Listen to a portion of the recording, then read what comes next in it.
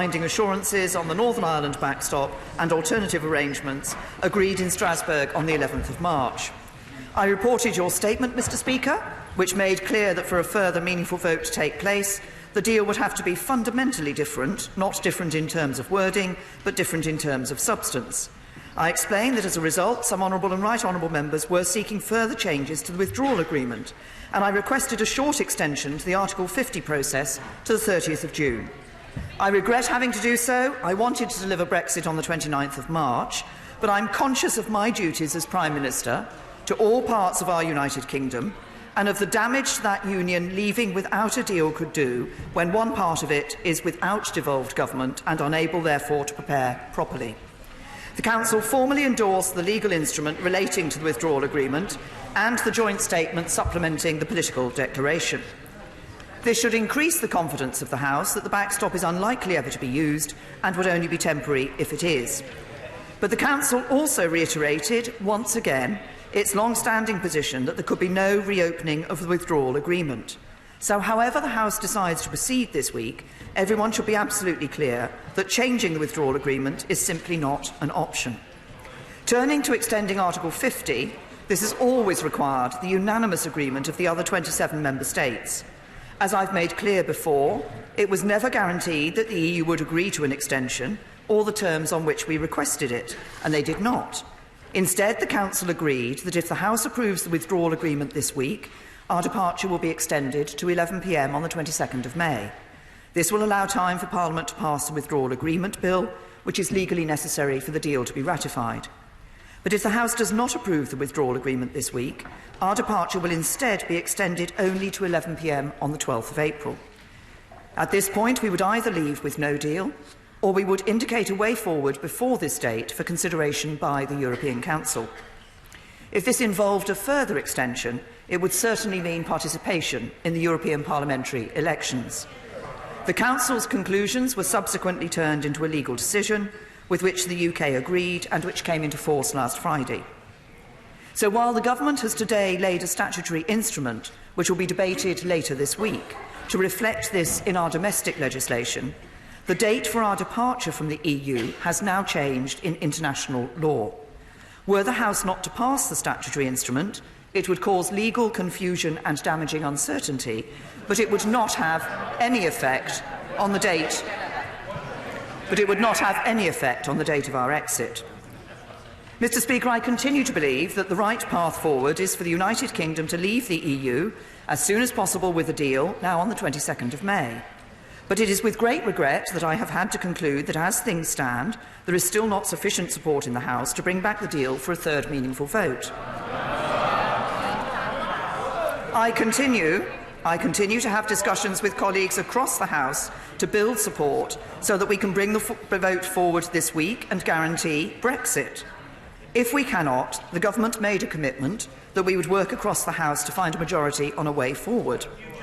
The amendment in the name of my right honourable friend, the member for West Dorset, seeks to provide for this process by taking control of the order paper. I continue to believe doing so would be an unwelcome precedent to set, which would overturn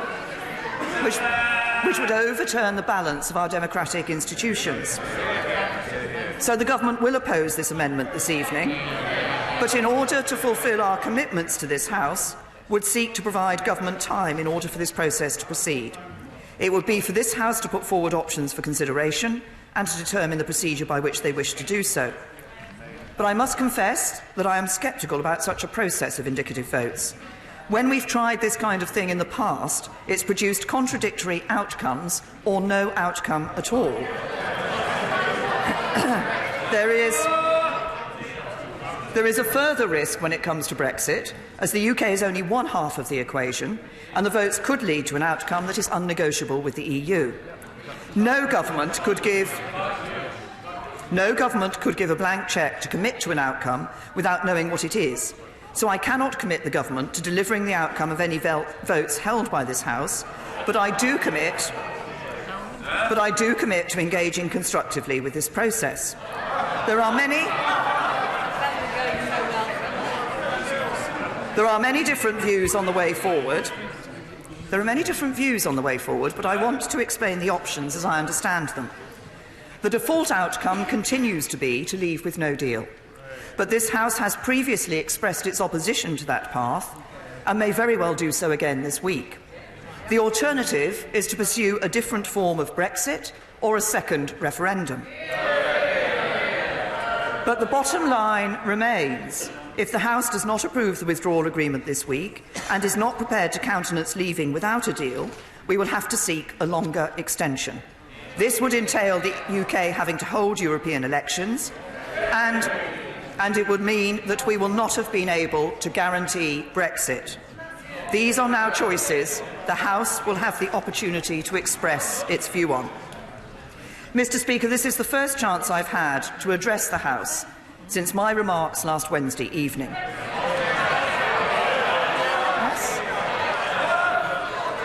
The House must calm itself. The Prime Minister is addressing the House and must be heard. Colleagues know from the record that they have a full opportunity to question the Prime Minister. The Prime Minister. I expressed my frustration with our collective failure to take a decision, but I know that many members across this House are frustrated too, and we all have difficult jobs to do. People on all sides of the debate hold passionate views, and I respect those differences. I would also like to thank those colleagues, all of those colleagues that have supported the deal so far, and those that have taken the time to meet with me to discuss their concerns. I hope we can all agree we are now at the moment of decision, and in doing so we must confront the reality of the hard choices before us. Unless this House agrees to it, no deal will not happen. No Brexit must not happen, and a slow Brexit, which extends Article 50 beyond the 22nd of May, forces the British people to take part in European elections and gives up control of any of our borders, laws, money or trade, is not a Brexit that will bring the British people together. I know that the deal I've put forward is a compromise. It seeks to deliver on the referendum and retain trust in our democracy, while also respecting the concerns of those who voted to remain. But if this House can back it, we could be out of the European Union in less than 2 months. There will be no further extensions, no threat to Brexit, and no risk of a no deal. That, I believe, is the way to deliver the Brexit the British people voted for, and I commend this statement to the House. Jeremy Corbyn. Thank you, Mr. Speaker. I would like to thank the Prime Minister for an advance copy of the statement and for the meetings that we've had in recent days. Mr. Speaker, the government's approach to Brexit has now become a national embarrassment. After 2 years of failure, broken promises after broken promises, the Prime Minister finally accepted the inevitable last week and voted to extend Article 50 and went to Brussels to negotiate. Last week's summit represented another negotiating failure for the Prime Minister.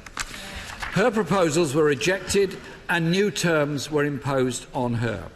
We now have an extension until mid-April or May the 22nd. And despite the clearly expressed will of this House, we will still face the prospect of a disastrous no-deal Brexit. This is even more remarkable given that the Minister for the Cabinet Office told this very chamber, and I quote, "Seeking such a short and critically one-off extension would be, in his words, downright reckless." Mr. Speaker, this failure has been compounded by the Prime Minister's attempts last week to pin the blame for this debacle on others. It was wholly inappropriate last Wednesday for the Prime Minister to try and pit the people against MPs. MPs elected here doing their duty to hold the government of the day to account. That is what Parliament exists for. And in a climate of heightened emotions where MPs on all sides have received threats and intimidation, I hope the Prime Minister will further reflect and think again about making what I believe to be such dangerous and irresponsible statements. Yes. Every step of the way along this process, the government has refused to reach out, refused to listen and refused to find a consensus that can represent the views of the whole country, not just the Conservative Party. Large parts of our country continue to be ignored by this government. No wonder so many people felt compelled to march on the streets or sign petitions over the weekend. Even the most ardent of Leavers, even, Mr. Speaker, the most ardent of Leavers think this government has failed. It's easy to understand the frustration at this chaos. It exists in this House, in Brussels and across the country. The government has no plan. For them, it's all about putting the Conservative Party before the country. Given that the Prime Minister admitted she does not have the numbers for her deal, will she accept today that her deal is dead and that the House should not have its time wasted giving the same answer for a third time? Yep. But the Prime Minister has succeeded in unifying two sides against her deal. The CBI and the TUC's unprecedented joint statement last week demanded a Plan B which protects jobs, workers, industry and communities. Has the Prime Minister got a Plan B? No. The government has failed and let the people down, whether they voted leave or whether they voted remain. The country cannot continue to afford a Tory crisis. It's time, Mr. Speaker, for Parliament to take control. And that's why, later today, we will be backing the amendment in the name of the Right Honourable Member for West Dorset. You made it clear last week, Mr. Speaker, that for the Prime Minister to bring a deal back, there must be significant changes. There are none. Rather than trying to engineer a way to bring back the same twice-rejected deal, will the Prime Minister instead allow, rather than fight plans for indicative votes? She cannot both accept her deal does not have the numbers and stand in the way of finding an alternative that may have the numbers. It is ridiculous to suggest that Parliament taking control is overturning democratic institutions. It's not, Mr. Speaker. It's Parliament doing its democratic job of holding government to account. So, Mr. Speaker, will she agree to abide by the outcome of these indicative votes if they take place on Wednesday? On behalf of the Labour Party, we will continue with cross-party discussions to find a way forward, and I thank those members who have met with colleagues of mine and myself to have these discussions. I believe there is support in this House for a deal based on an alternative that protects jobs, the economy through a customs union and full single market access, and allows us to continue the benefit from participation in vital agencies and security measures. If the government refuses to accept this, we will support measures for a public vote to stop a no-deal or chaotic Tory deal. The government has had over 2 years to find a solution and has failed. It's time, Mr. Speaker, we put an end to this and move on from the chaos and failure and begin to clean up the mess.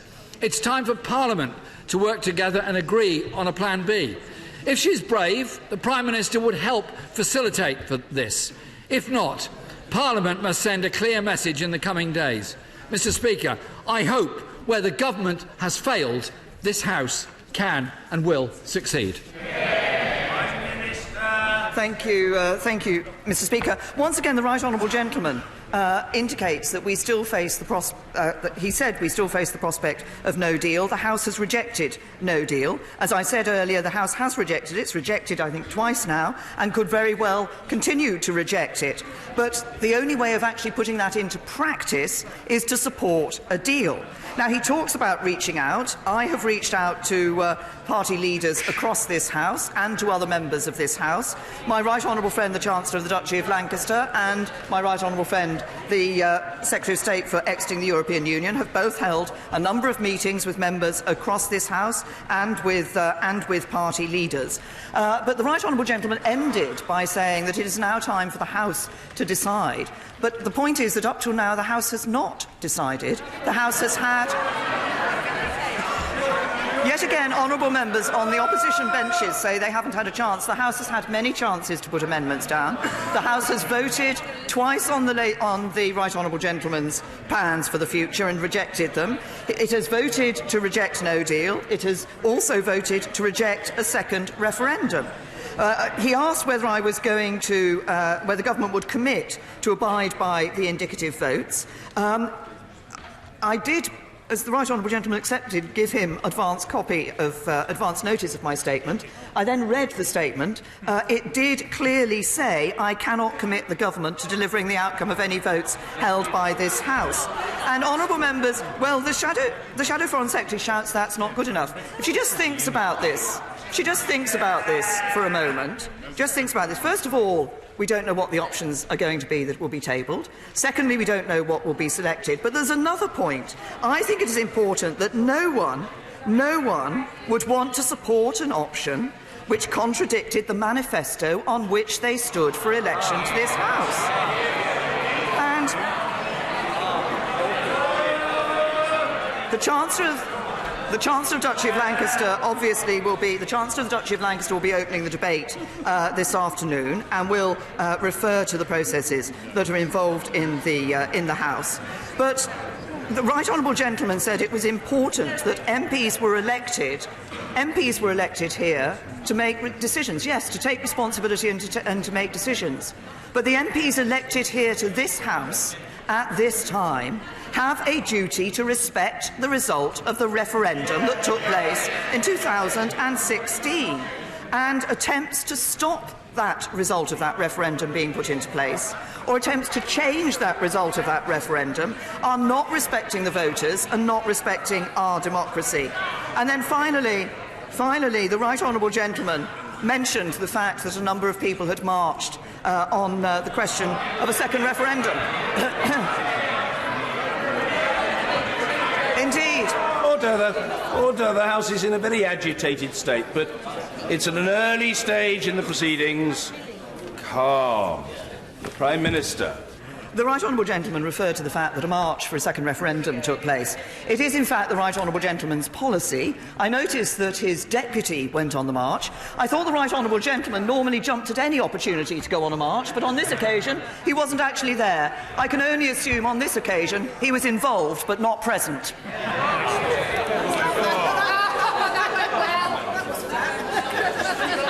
Sir John Redwood. Will the Prime Minister say to a Leave voter who wants us to leave on the 29th of March and thinks that indicative votes are a waste of time because, as she rightly says, the options on offer have already been rejected once or twice in this Parliament? My right honourable friend is absolutely right that the options that appear to be on offer have already been rejected by this Parliament. I would have to point out, of course, that for reasons that I explained in my statement in relation particularly to the governance of part of the United Kingdom, we have requested the extension to Article 50, so that 29th of March date is no longer there. But I would say to a Leave voter, we can guarantee Brexit. We can guarantee Brexit and leaving on the 22nd of May by supporting, as the Council conclusion suggests, by supporting the deal that has been put forward. That is the way to guarantee Brexit. Anything else does not guarantee Brexit. Ian Blackford. Thank you, Mr. Speaker, and can I thank the Prime Minister for an advance copy of her statement. Mr. Speaker, we are in a crisis, but one of the Prime Minister's own making. Her ill-judged speech before she departed for Brussels concluded that everyone's to blame but herself, trying to put herself on the side of the people and blaming parliamentarians. Mr. Speaker, it was Trump-esque. We don't need such raw populism at a time like this. It is truly flabbergasting. Will she now apologise for blaming parliamentarians the way that she did today? The Prime Minister needs to be reminded she's supposed to be leading a country. None on these benches think she can deliver. Her backbenchers don't think she can deliver. People right across the United Kingdom don't think she can deliver. Prime Minister, time is up. Mr. Speaker, today is about parliamentarians taking back control. People at home are watching, and they are ashamed of this Parliament, ashamed of this government, ashamed of the embarrassment that British politics has become. Parliament today must move to find a consensus. We must come together and protect the interests of citizens across Scotland and all other parts of the United Kingdom. Members, we still have a choice. And, Mr. Speaker, I want to ask the Prime Minister, now with all sincerity, will she respect the will of Parliament and reject no deal? You know, when the Prime Minister is telling us that our votes don't count, at the same time Privy Councillors are being given briefings by her government, and those briefings are talking about the catastrophe and the real risks that there are to the United Kingdom, and it's the Prime Minister that is threatening the people of the United Kingdom with a no deal, and a no deal that this Parliament has already rejected. Mr. Speaker, what is the point of all of us sitting in this chamber and voting on debates, and the Prime Minister thinks she can ignore parliamentary sovereignty? What a disgrace! What an insult to this place! Because if our votes don't count, then frankly, we may as well just go home. If this House... Well, I'll tell you something, Mr. Speaker. If this Prime Minister is telling the people of Scotland that our votes don't count when we voted to remain, well, we know what the answer is. And the day is coming that the people of Scotland will vote for independence, and we will be an independent country in the European Union. So, will the Prime Minister tell us, do our votes count? Are they binding on the government, or is this just a puppet show? If that is the case, this is the greatest assault on democracy inflicted by any Prime Minister, and if members of Parliament are prepared to tolerate that, then shame on them. Shame on them. Mr. Speaker, Scotland will not be dragged out of the European Union by this Prime Minister. From the very beginning of this process, Scotland has been ignored, and now we learn that Parliament will once again be ignored. Mr. Speaker, at the weekend I was proud and privileged to take part in a historic march in London. I was proud to stand with the people alongside Scotland's First Minister and demand that the government listen to the people. And let me tell the Prime Minister this, she said that no deal is the alternative. Well, we on these benches will move revoke, because the Scottish parliamentarians have made sure that we have that power, and we will stop the Prime Minister driving us off a cliff edge. Over 1 million people marched to have the chance to vote again, to stop this chaos. Prime Minister, why are you not listening? Mr. Speaker, the PM must end this madness. Put it to the people. Let's have a people's vote. I say to the right honourable gentleman, he was putting forward a number of proposals for the way forward in the speech that he has just given in response to my statement. There was one point at which he talked about Scotland voting to be an independent, would vote to become an independent country in the European Union. Of course, what was perfectly clear in the independence referendum in 2014, where Scotland rejected independence and decided to stay. Oh, the right honourable gentleman says, give it a rest. He stands up here proclaiming the benefits of democracy, and yet tells me to give it a rest when I point out that the people of Scotland voted to remain part of the United Kingdom. And he talks about coming together. This House has a duty to deliver Brexit. That means, I believe, delivering a Brexit with a deal that enables that smooth and orderly exit. And when he asked the question about whether his vote counts and votes in this House count, then of course votes in this House count. But so do the votes of 17.4 million people who voted to leave the European Union. Sir William Cash. Thank you, Mr. Speaker. The statutory instrument for extension of time was laid 1 hour ago. There is grave concern that there was no lawful UK authority for the decision on March the 22nd to extend the exit date. Did the Prime Minister seek the Attorney-General's advice beforehand, as clearly required by both the Ministerial Code and the Cabinet Manual, and will she publish that advice? And why did she not invoke the commencement order for Section 1 of the Withdrawal Act, repealing the European Communities Act 1972? The right honourable gentleman talks about the decision to extend Article 50. This House had supported an extension of Article 50. Yes, the Council took a different decision in relation to the length of time that extension could take place for, but it was clear from this House, and people are saying to me, listen to this House and respect the House was clear that an extension of Article 50 should be sought, and an extension was agreed. Mr. Hilary Benn. Thank you very much indeed, Mr. Speaker. The Prime Minister has told the House that if her withdrawal agreement is not approved by this Friday, then the extension we have been granted will only last until the 12th of April. If the Prime Minister currently does not intend to bring her deal back for another vote, she will then be faced with only two choices.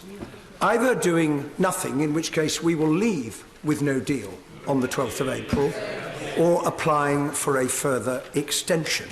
Given the crisis that is facing our country, the public have a right to know which of those two options the Prime Minister intends to choose. Prime Minister, could you please tell us? The right honourable gentleman is right that I said that as things stand, I did not believe there was support for bringing back a meaningful vote, but I also indicated that I was continuing to talk to colleagues across this House, and I would hope to be able to bring back a vote in this House that enables us to guarantee Brexit, because the one way of guaranteeing Brexit is to abide by the decision that was taken last week and ensure that we leave on the 22nd of May. Mrs. Theresa Villiers. Prime Minister welcomed the comments of the Taoiseach over the weekend that he believes that there are special arrangements that could be put in place to maintain an invisible border on the island of Ireland, even in the event that the UK leaves without a deal. We have, as my right honourable friend knows, and she's been involved in some of these discussions, been looking at the alternative arrangements that could be put in place, and further work is required. But I would also draw my right honourable friend's attention to, I believe, a release by the European Commission today in which they make clear that in all circumstances all EU laws would have to be abided by. Mr. Vincent Cable. Those of us who were among the million on Saturday naturally regret that both she and the Leader of the Opposition were too busy to join us. But can I ask, does she agree with the observation of her Chancellor that such a referendum would be a perfectly coherent proposition? Well, gentlemen, I think virtually every time he stands up in either a statement or a speech, a debate where I'm opening a debate here in this House on this subject, tends to ask me about a second referendum. My view about a second referendum is very simple. I wasn't not on the march because I was too busy, as he says, but of course he and I hold a different opinion about a second referendum. I believe it's important for this House, rather than talking about and wanting to pass the decision back to the British people again, to actually say to the British people, we will abide by the instruction that you gave us in the referendum in 2016. Sir Patrick McLaughlin. The cost to the British people of the amount of money which will be payable under the deal that the Prime Minister has put forward is between £34 and £39 billion. What does the government estimate the cost to the United Kingdom of no deal? Well, my right honourable friend asks an important question. We have published economic analysis which shows the impact of no deal. Of course, as a government, we have put over £4 billion is being spent in preparations for leaving the European Union with or without a deal. But as I say, there is economic analysis which shows the impact of no deal over the coming months. My own view is that over time we would be able to address the issues that arose, but there would be an immediate impact to the economy. Vic Cooper. The Prime Minister said that she is prepared to provide for indicative votes and also to engage constructively with the process. But she has also, and appeared to again be, many times ruled out supporting a customs union. So can I ask her, if a customs union is supported as part of some indicative votes, is she ruling out the government attempting to negotiate a customs union with the European Union? The Right Honourable Lady has asked me on a number of occasions about a customs union. I've made my view on a customs union very clear. That, and I think those, there are a number of proposals that have been suggested over time in this House for alternative ways forward in relation to a deal. But there are a number of questions that members need to ask themselves in relation to those issues. So in talking about a customs union, what are the rules that the Right Honourable Lady would see actually being abided by? Would they involve abiding by state aid rules? In some of the proposals that have been put forward, there's a real question about free movement, and would free movement continue to be abided by? My own view is having stood, I stood on a manifesto which made a reference to a customs union. I stood on a manifesto which made a reference to a customs union because I and the party opposite both believed we should be able to have an independent trade policy. It continues to be my view that we should have an independent trade policy in the future. Mr. M. Patterson.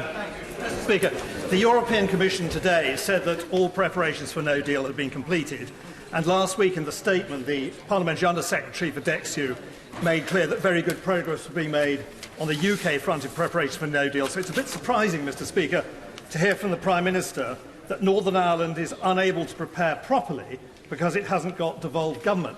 Which areas of government activity present a problem, and when will they be resolved?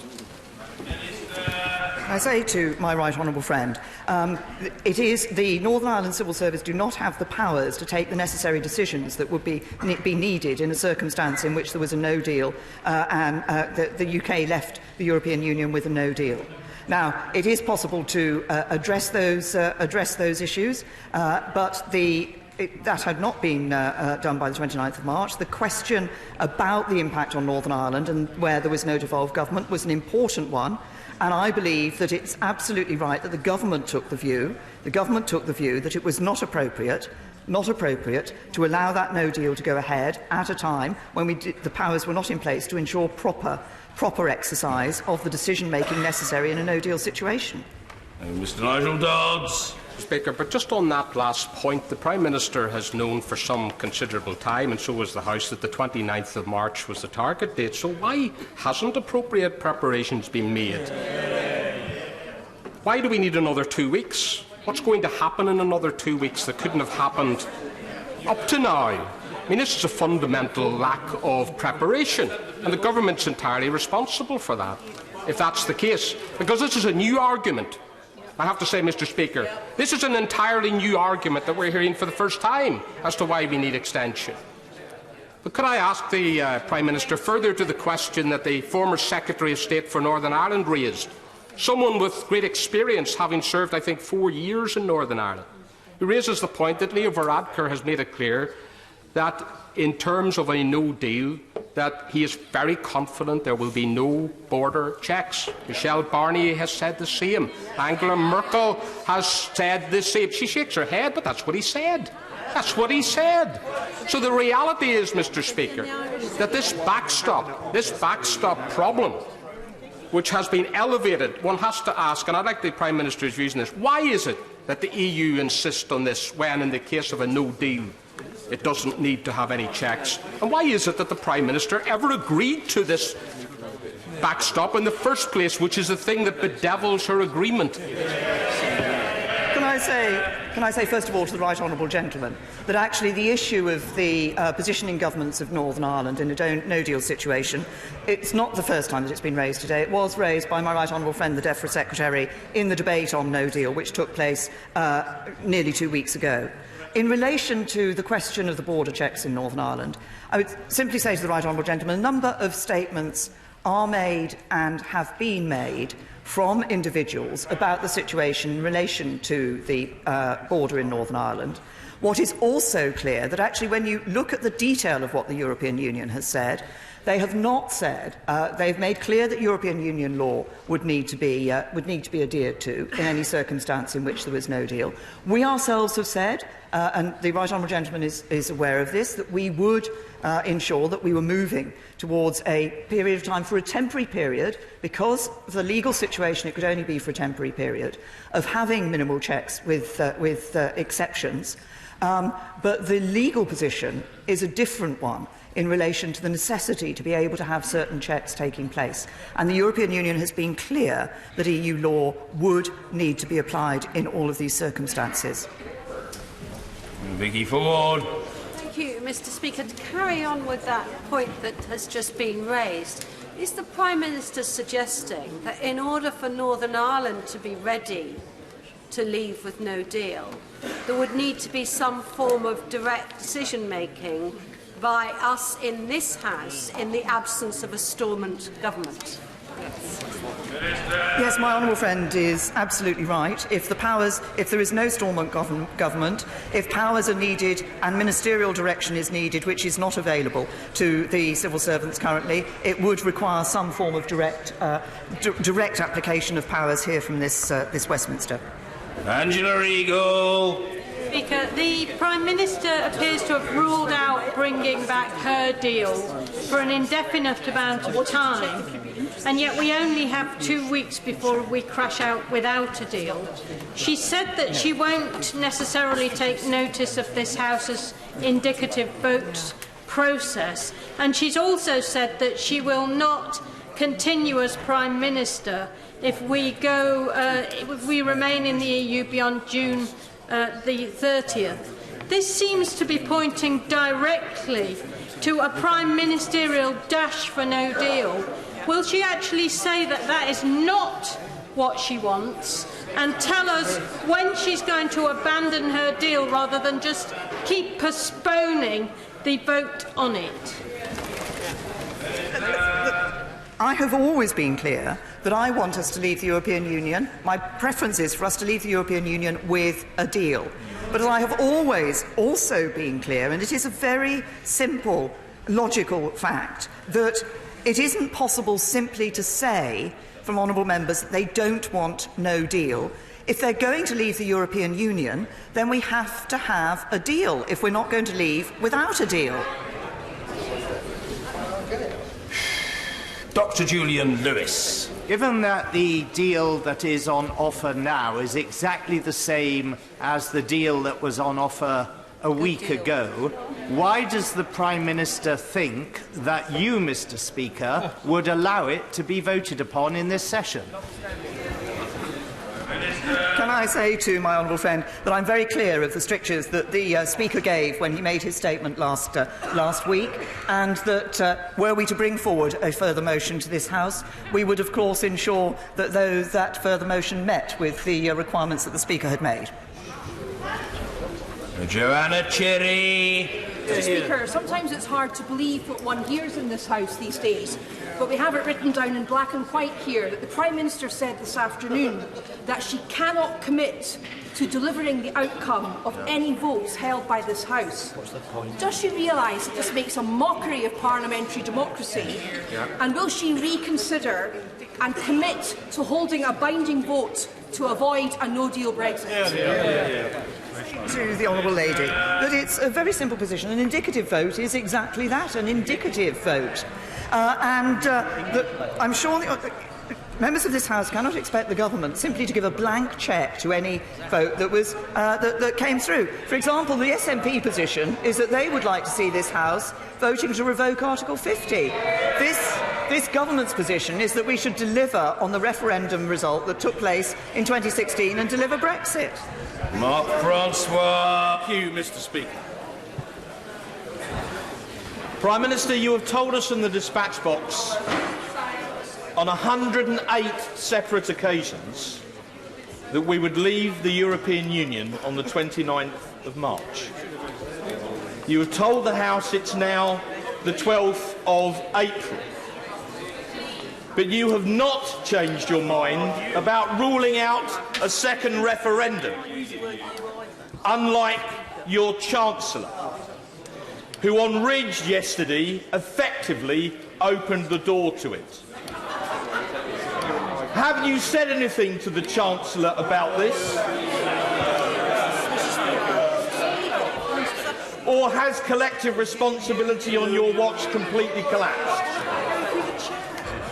I think the Chancellor of the Exchequer made the point that this was one of the propositions. It is indeed one of the propositions that has been put forward. It's been referenced in questions already. It's been referenced by members across this House. But I assure my honourable friend that I have not changed my view about it. As I indicated earlier, I believe we should deliver on the result of the first referendum. Rachel Reeves. Thank you, Mr. Speaker. The Prime Minister speaks of the frustration felt by MPs. Does the Prime Minister accept that that frustration is born out of her intransigence, which is the greatest barrier to getting a deal? Following up from the question from my right honourable friend, the member for Leeds Central, if you don't get a deal through Parliament by this Friday, then in 18 days' time, by the 12th of April, we will have to decide whether we want a longer extension or whether we want to crash out without a deal. Given that Parliament has voted twice already not to leave without a deal, will you confirm that by the 12th of April you will seek that longer extension and abide by the wishes of this Parliament? Yeah. To the Honourable Lady, that she's absolutely right in the results of the council meeting that took place last week. If we can guarantee Brexit and leave on the 22nd of May by agreeing a deal this week, if we fail to do that, then we will have to look, and we've been clear about the commitment to facilitate seeing whether there is a majority across this House for anything. But the government cannot be expected simply to say that anything that comes through the government will accept. We all stood on manifestos. We all have positions in relation to our duty to deliver on the referendum. And I think that's important, and we should keep that in our minds. Mr. Kenneth Clark. Mr. Speaker, the Prime Minister has accepted that the House is going to have so-called indicative votes to try to find if there's a majority for a way forward, but she has twice now, I think, declined to commit the government to giving effect to a majority in this House, citing the fact that she stood on a manifesto which she thinks should guide things. May I remind her that that manifesto only appeared halfway through the election campaign. I don't think it was discussed in Cabinet.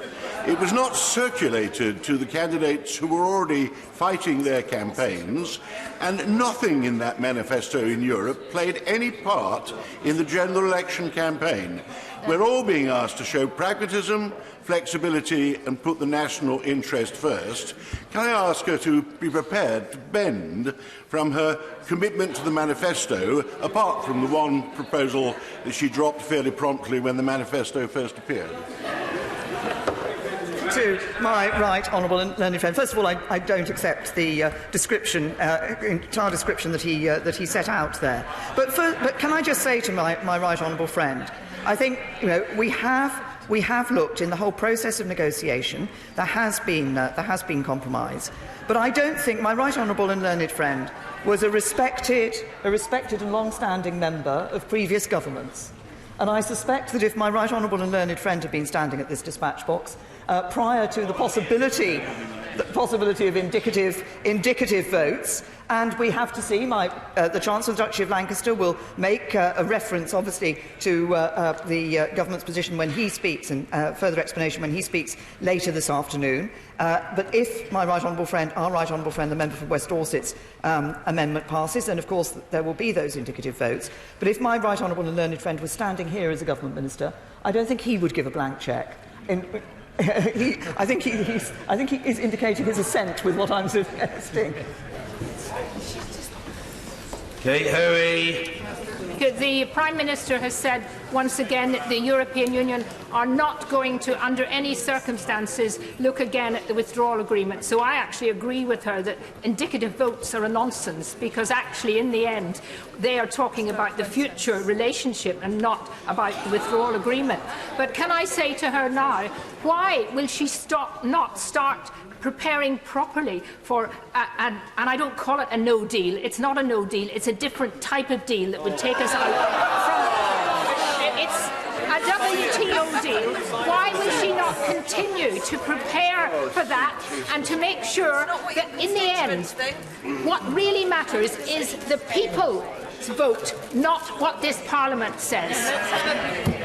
Say to the right honourable lady that I hope I've expressed my belief that we should be delivering on the result of the 2016 referendum.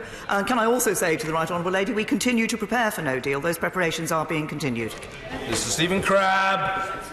I've heard many colleagues on the other side of the House say that they oppose the deal, not because they don't support the terms of the withdrawal agreement. In fact, many of them go to pains to say they do support the terms of the withdrawal agreement, but because they have problems with the political declaration. Has the Prime Minister considered providing this House with an opportunity to have votes on the terms of the withdrawal agreement and then on the political declaration to enable us to come to a view about whether the terms of our departure are acceptable to a majority of the House? Yeah. say to my right honourable friend that, of course, throughout the debate that we've had previously, one of the concerns that many people across the House have raised was about the political declaration and the fact that it wasn't legal text, and a concern to, if you like, tie it down further, which is what we did do in our discussion with the European Union. But I'm sure my right honourable friend has also seen the terms of the terms of the Council conclusions, but we've always worked to ensure that the political declaration could be firmed up, if one likes, to describe it as such, to give greater confidence in that sort of future relationship. Very good indeed to see the honourable gentleman member for Wolverhampton South East back in his place and manifestly in rude health. Mr. Pat McFadden. Thank you very much, Mr. Speaker. Pitching Parliament against the people undermines parliamentary democracy and feeds the far right. Does the Prime Minister regret her use of words last Wednesday night? First of all, can I echo the Speaker's comments to say how good it is to see the right honourable gentleman back in his place. I was trying to make a very simple point last week, which is that this is a moment of decision for Parliament. We gave the people the choice. The people gave their decision. Parliament needs to deliver on that decision, and the time has come for Parliament to decide. Sarah Newton. I very much agree with my right honourable friend. This is the moment for Parliament to decide. And while I would very happily vote for the withdrawal agreement and the future declaration for a third time, other colleagues won't. So could my right honourable friend give us a bit more information about how the government is going to enable the House to come to a solution for a Plan B so she can go back to the EU and make sure that we deliver on what all of us said we would do in this House, well, the main political parties said that they would do, and that is deliver Brexit with a deal. I'm grateful to my honourable friend for her question, and the opportunity will come for the Chancellor of Duchy of Lancaster in the debate that follows this statement to set out in a little more detail how the government sees the processes going forward over the next few days. It is, of course, the case that the European Union Council has made clear that the withdrawal agreement does remain closed and will not be reopened. And it's against that background, of course, that Parliament would look at any options that it brought forward. Anna Soubry. Thank you, Mr. Speaker. And I can say, and I think on behalf of a lot of honourable and right honourable members, I was proud to march with the people's vote. Those 1 million people from all over the United Kingdom, of all backgrounds and all generations, that came to London on a precious Saturday because they want this matter to go back to the people. Mr. Speaker, the people of this country are crying out for leadership, and businesses are crying out for certainty. And in this Prime Minister, they are not getting either of those things. The Prime Minister was asked twice now by honourable members, right honourable members, on this side of the House, come April the 12th, if her withdrawal agreement has not been passed by this House, what is her plan B? Because she still hasn't told us, Mr. Speaker. Is it going to be no deal or a lengthy extension? Prime Minister, just answer the question. Can I point out to the right honourable lady, she talks about the response of business. Business was very clear that it wanted this House to support the deal. Yes, business was very clear that it wanted the House to support the deal. When we get to the point, you see, some members, honourable members and right honourable members, are saying to me, the government should say now, what will you do on the 11th of April? Others are saying, listen to the House and do whatever the House says on the 11th of April. These two are not entirely compatible. Sir Edward Lee. Has the Prime Minister noted the fourth section of the European Council conclusions, which state any unilateral commitment, statement or other act should be compatible with the letter and spirit of the withdrawal agreement? In noting the words any and should and the tense of this conclusion, does the Prime Minister conclude with me that it would be legally enforceable and allowable for the United Kingdom to give further interpretation on a unilateral declaration to reassure colleagues on our ability to exit the backstop?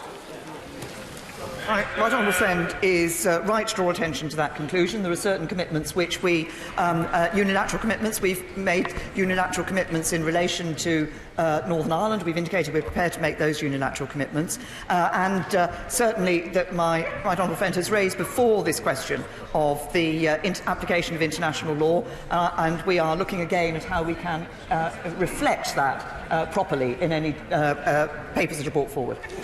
Mary Cray. Minister's deal has been rejected twice, and no deal has been rejected twice by this Parliament, and yet she stands here today threatening that we leave with no deal on April the 12th if her deal is not approved this week, and saying that she will whip her colleagues tonight to vote against the very process for which the EU has granted that extension. We are now in the levels of theatre of the absurd. 1 million people stood in Parliament Square demanding their right to be heard. If MPs can have 3 votes in 3 months, why can't the people have 2 votes in 3 years? Can I say to the right honourable lady that there are 2 ways in which the extension has been granted by the European Union Council. The first, of course, is for us to exit on the 22nd of May with a deal, if this House were to agree a deal this week. The second is to provide for a possibility of the United Kingdom going forward to the European Union with some plan as to take that forward if the deal has not been agreed. I indicated in my statement why it is the case that the government will be whipping against the amendment in the name of my right honourable friend, the member for West Dorset. And there are elements about this issue of Brexit, but there are also elements about the precedent that sets for the future, for the relationship between this House and the Executive. O'Neill. Thank you, Mr. Speaker. I voted for the withdrawal agreement before, and I will willingly back to the Prime Minister and vote for it again. But I owe it to my constituents that if that should not pass, I have the opportunity to debate in full the alternatives. The Prime Minister urges us against the so-called let-win proposal, if I may put it that way, tonight, but says the government will bring time for alternatives to be considered. But can I press her again, as my honourable friend, the member for Truro and Falmouth did? Well, if that's to be the case, when? I was going to say to my honourable friend, I hope that he would have a little more patience, because the Chancellor of the Duchy of Lancaster will set out more details on this in relation to the... The Chancellor of the Duchy of Lancaster will set out more details in relation to this. We stand by the commitment that the Chancellor of the Duchy of Lancaster gave in this House, that if it were the case that we had not, we're in the position of not having got a deal through, then in the 2 weeks after the European Union Council, that the government would facilitate that opportunity for people to look at the other options. Peter Kyle. The Prime Minister accused MPs of wasting time and playing games, but can I just remind her, it wasn't MPs that made her sign Article 50 before she was ready for the negotiations. It wasn't MPs that made her call a general election in the middle of the Article 50 process. It wasn't MPs that made her burn through 3 Brexit secretaries in 2 years. And it wasn't MPs that made her set red lines that could never pass this House. She has spoken consistently about compromise, but what she really has meant is capitulation. If she is really in the mood for compromise now, can I urge her to meet with those of us who are truly trying to work through and get a compromise to this place that can work for her and us? Can I say to the honourable gentleman, I think I've said in this House before that I'm happy to meet with him and other members of this House, which I have, and I have been meeting, and as the Leader of the Opposition indicated, I met with him earlier this afternoon. But can I also just remind, I have indicated that I am happy to meet members of this House to discuss these issues. But can I also remind the honourable gentleman, when he refers to triggering Article 50, this House voted to trigger Article 50. When he refers to the general election, actually the House voted for the general election. Rachel McLean. Speaker, can the Prime Minister confirm that it is not the government's intention to hold European parliamentary elections? Because my constituents in Redditch who voted to leave the EU nearly 3 years ago would find that completely unacceptable. Can I say to my honourable friend, I absolutely agree. I think people would ask what on earth we were doing if we, having voted to leave the EU nearly 3 years ago, then found themselves electing members to the European Parliament. But of course, the way in which we can ensure that we don't have to do that is to ensure we leave the European Union by the 22nd of May, and that is only possible if a deal is agreed this week. Stephen Doughty. Speaker, like many other members of this House, I was proud to walk alongside the over 1 million people in the streets on Saturday. And I walked along at one point alongside two youngsters and their family, and they were carrying a banner that said, "Votes, PM 3, People 1. Now, this is a very, very fundamental point. Can the Prime Minister explain to all the thousands, hundreds of thousands, millions of young people up and down this country why she gets to have multiple votes on a deal that's been rejected by this House and is not supported by the country, and why the people don't get a chance to say whether they want to go ahead with a deal that this House can agree on? That's right. Say to the honourable gentleman, this House votes on many occasions on many different issues. This House, one of the things this House voted on was to ask the people of this country whether or not we should leave the European Union. The people gave that decision. At the time, the government said it would abide by that decision, that it was not an advisory decision. It was effectively an instruction to this House. It was a duty of this House to be able to abide by that, and that's what we should be doing. Crispin Blunt. Does the Prime Minister understand that by taking no deal off the table at the behest of this Remainer Parliament, she has just put the final torpedo into her own deal and any real prospect of Brexit, and that her statement will represent the most shameful surrender by a British leader since Singapore in 1942?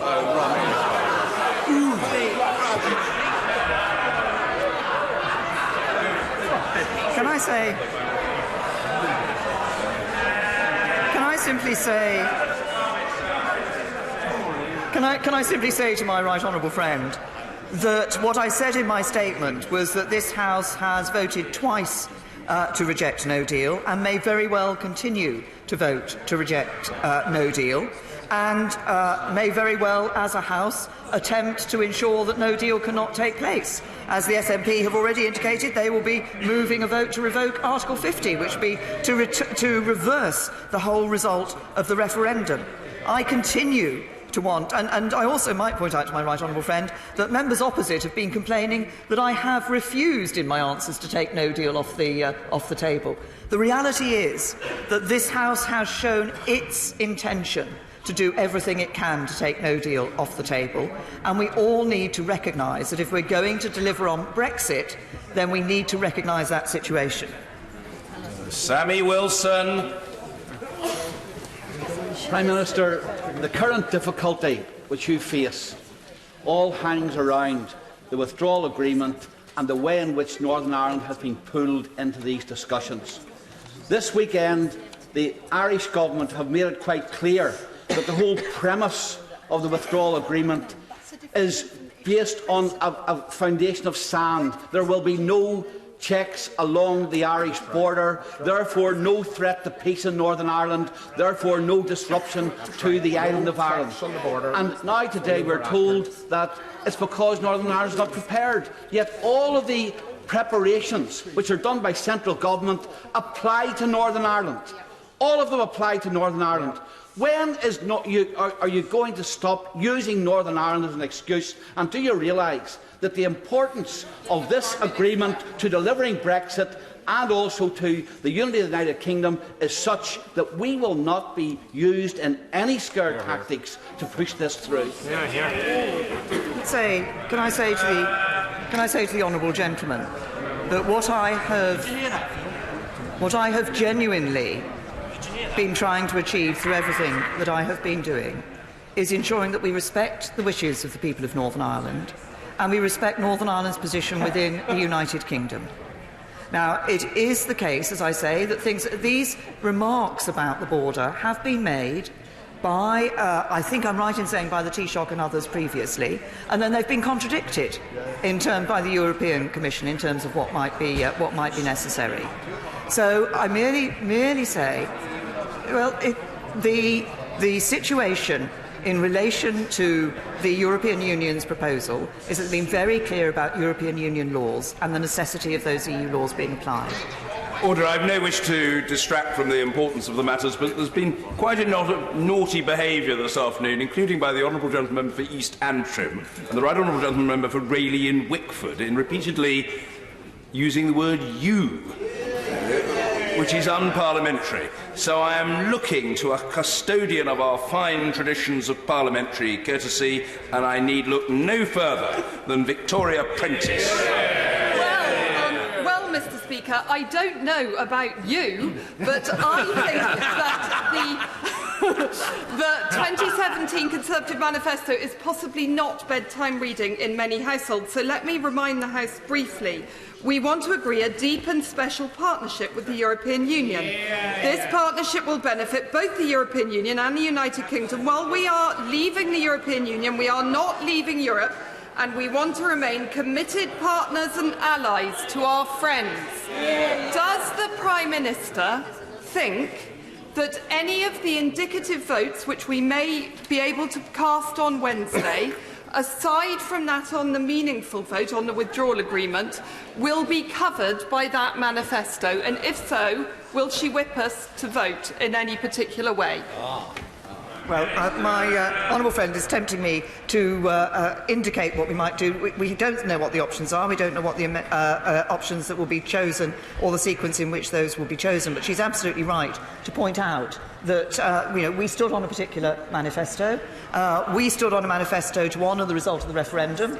The Labour Party stood on a manifesto to honour the result of the referendum. I think there is a way to honour the result of the referendum, and it's a pity we haven't been able to agree that.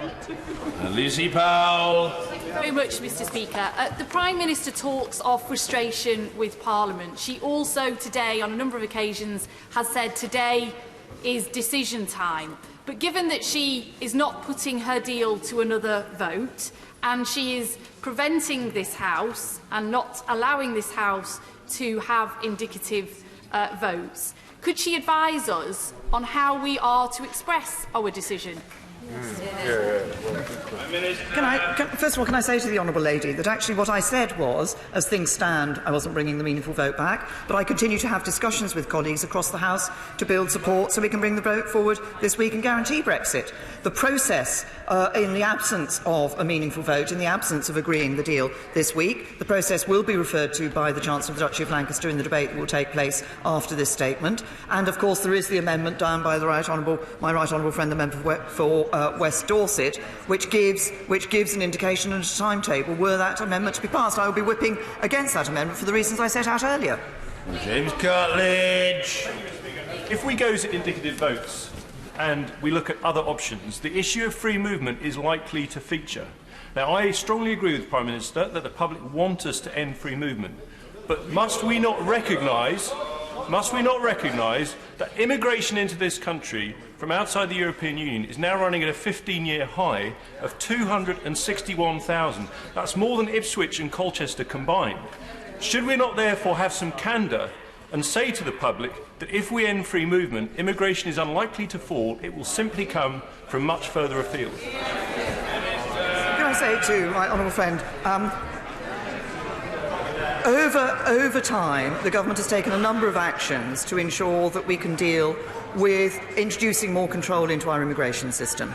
That is one of the advantages of ending free movement, is that actually we can bring an entirely new immigration system into place, which enables it to be skills-based rather than based on where somebody has, the country that somebody comes from. But I also believe that what underpinned, for many people, what underpinned their vote and desire to leave the European Union was a desire to see free movement end, and that's why it is absolutely right that the proposals the government has put forward would indeed do that. Seema Malhotra. Speaker, the fact that the Prime Minister has had to ask EU leaders for an Article 50 extension last week was a highly predictable outcome from an inflexible Prime Minister who has consistently sought to sideline Parliament and the country over the last 2 years. So further to the question by the Right Honourable Member for Normanton, Pontefract and Castleford, if through indicative votes this House votes, for example, in favour of a Norway-based deal or a customs union, will she shift her red lines in line with the will of this House? Or will we come out of this process and her constructive engagement to find that nothing has changed? I answered in my statement. I set out the position of the government in relation to the indicative votes, and that remains the government's position. Jeremy Lefroy. No harm done at all. Mr. Speaker, further to the question from my right honourable friend for Pembroke Preseli, would the Prime Minister agree that there is perhaps a majority across this House for the withdrawal agreement on its own, given that there needs to be a little bit more work done on the terms of the backstop, and that actually the political declaration is very close to the manifestos of both the Conservative and the Labour Party in 2017, and again, with a little bit more work, there should be a majority with goodwill across this House for the agreement? The honourable friend is right that there are those across this House who obviously have concerns, continuing concerns with the withdrawal agreement, but many across the House who do not have those concerns in relation to the withdrawal agreement, but who do have concerns about the certainty of the future in the political declaration. The political declaration does provide for a spectrum of options in relation to our trading relationship for the future. I think we certainly stood on a manifesto commitment to have that independent trade policy. We want to see that delivered in the agreement we have with the European Union, but others in this House also stood on a basis of having that independent trade policy, and moving into a permanent customs union does not deliver on that independent trade policy. Chris Leslie. May I just press the Prime Minister a little further on this notion she may scuttle any outcome of indicative votes because perhaps they're not negotiable with the European Union. She knows, because the Chancellor told us so yesterday, that a confirmatory referendum, a people's vote, is a perfectly viable proposition. I want to know, and I don't want you to interrupt her while she's on her phone, but if she wouldn't mind... Well, she was on the phone, Mr. Speaker. Yes, you were. I'd like her to answer specifically whether she regards a confirmatory referendum as something which, if this House agreed it, she would also perhaps not abide by that particular outcome. Yes or no? Right, honourable gentleman. And I apologise to the honourable gentleman. Just a little bit of female multitasking trying to take place there.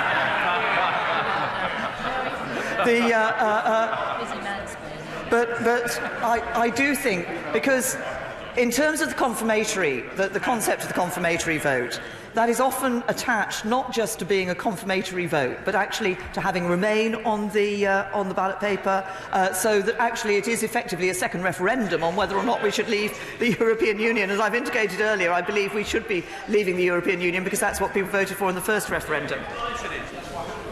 And Simon Hall. Thank you, Mr. Speaker. While we must leave the EU, to do so without a deal would decimate agriculture in North Dorset, which is why I have supported the Prime Minister's deal on both occasions and will do so again whenever she asks me to. However, she's indicated that the statutory instrument to confirm the extension to the withdrawal period has been laid before the House. Could she advise when it will be debated and voted upon? It will be debated and voted upon later this week. I think I can inform my honourable friend, obviously, that I'm happy to inform my honourable friend outside of this statement when I've checked which day, but it will be debated on one day later this week. Emma Reynolds. Speaker, the Prime Minister says in her statement that she cannot commit the government to delivering the outcome of any votes in this House. So if her deal fails to get through this week, and if we hold indicative votes and a majority of MPs vote for an alternative to her deal, is she really saying that she is going to ignore the democratic will of this House and she would prefer to crash out without a deal than respect the will of this House? First of all, if the honourable lady will permit me, I have just checked, and in fact it will be Wednesday that the statutory instrument will be debated on. Can I say to the honourable lady that it's not... look, this House has passed motions saying that it does not want no deal. It may very well pass more motions saying that it does not want no deal. But if it is going to deliver on ensuring that it does not have no deal, then it has to agree a deal. It is very simple. It isn't enough simply to say that the House doesn't want no deal. Mr. David Jones. Thank you, Mr. Speaker. The Prime Minister inadvertently failed to answer the second part of the question of my honourable friend, the member for Stone. Can she please say when the order will be, the commencement order will be made under the provisions of Section 25, subsection 4 of the Withdrawal Act? This, as she will know, is a matter of particular importance. Yes, and I apologise for not answering the question to my honourable friend, the member for Stone. And if my right honourable friend will permit me, I will confirm that point and come back to my right honourable, both of my honourable friends when I'm able to do that. Chris Stevens. Speaker, given the political crisis the Prime Minister faces, does she think it would be better if the Cabinet met in public, given that all the details are diligently being leaked to the media on every single occasion? But does that not always suggest that the Cabinet is also in deadlock, and the only way to break this impasse is either a second referendum or a general election? I think the honourable gentleman has heard my answers to the question on the second referendum on many occasions, and I continue to believe that it is not in the best interests of this House. I think it's in the best interests of this House to agree for us to deliver on Brexit, to do it in a smooth and orderly way, and not to go down the route of either a second referendum or a general election. Luke Graham. Mr. Speaker, I voted for the withdrawal agreement twice before, and I would do so again. But can I actually say that I welcome my right honourable friend's movement? I welcome my right honourable friend's movement towards indicative votes, because I think they will be helpful. And can my right honourable friend confirm that there will be a full range of workable options, including EFTA, so that we can debate and actually decide in this House? Yep. Can I say to my honourable friend, I think it is the purpose of any such votes is to determine the views of this House, and I think it's appropriate for this House to bring the options forward that it wishes to see being debated.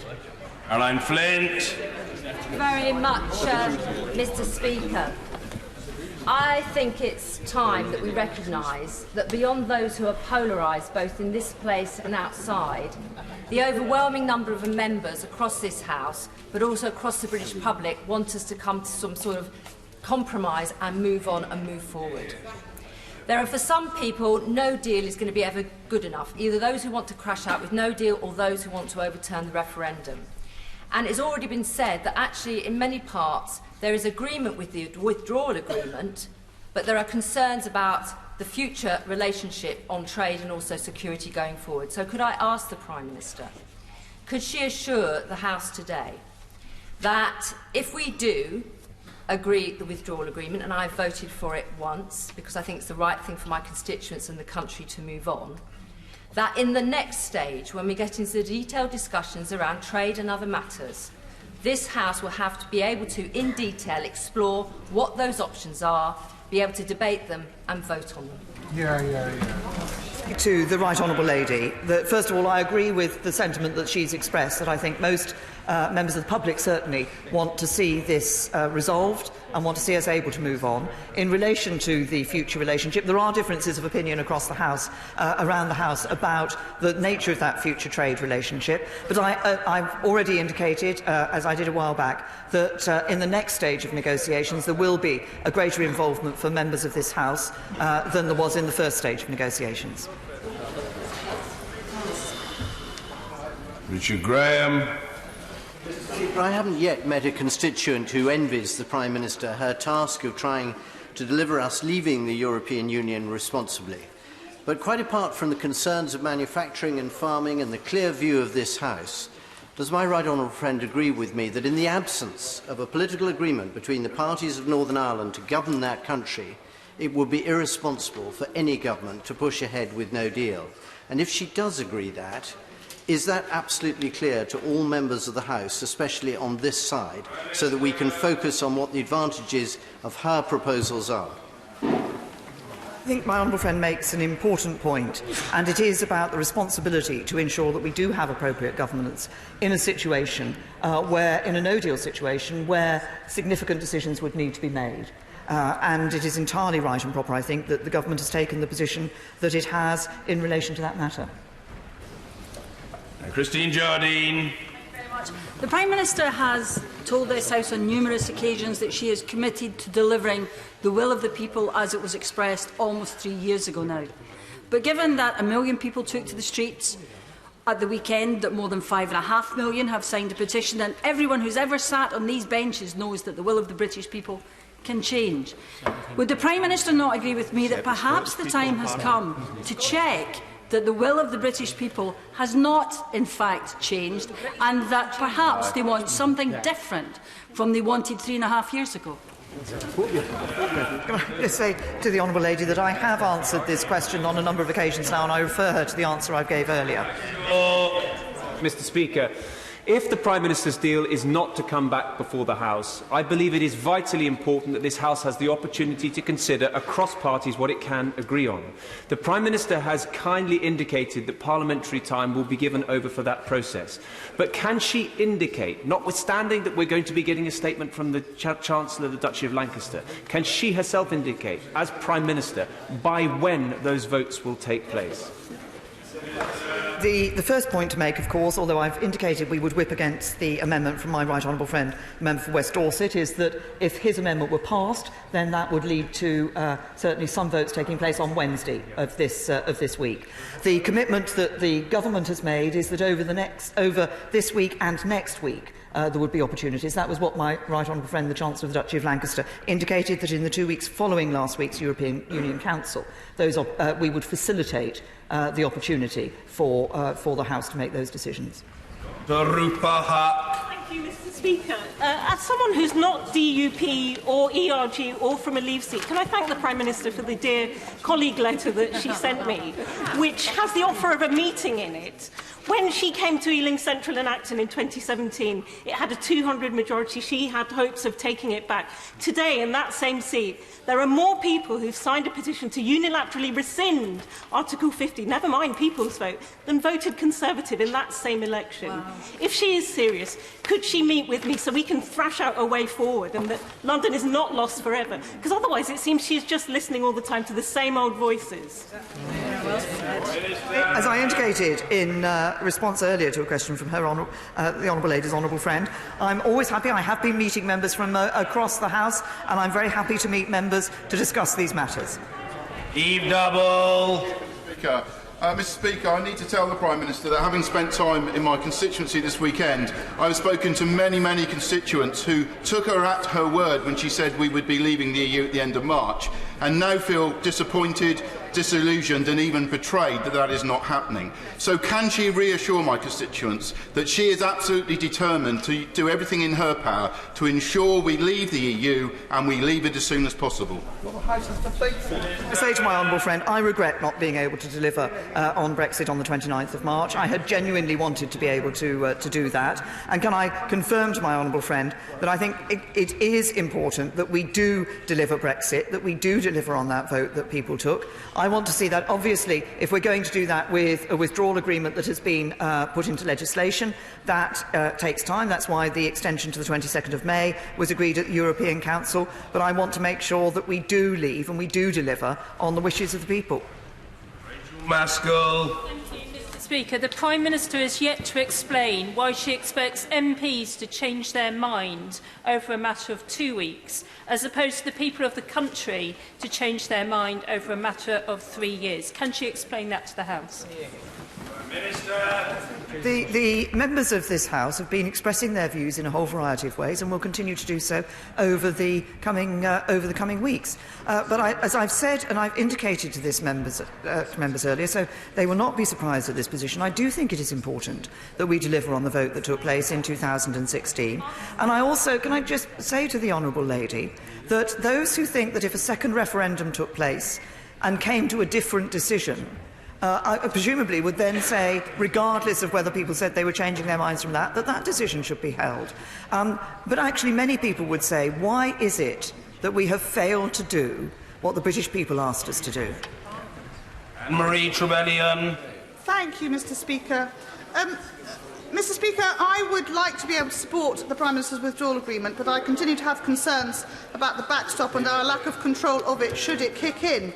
But I hope very much that when the Prime Minister brings back for a third vote, there will be enough change in it for me to be able to do so. In the meantime, though, Mr Speaker, could the Prime Minister confirm that she will indeed put the commencement order down so that we can, if we need to, have 12th April as a no-deal departure date, because that was never placed for the 29th of March, and that means we have no pressure point with which to encourage colleagues to support when it comes back.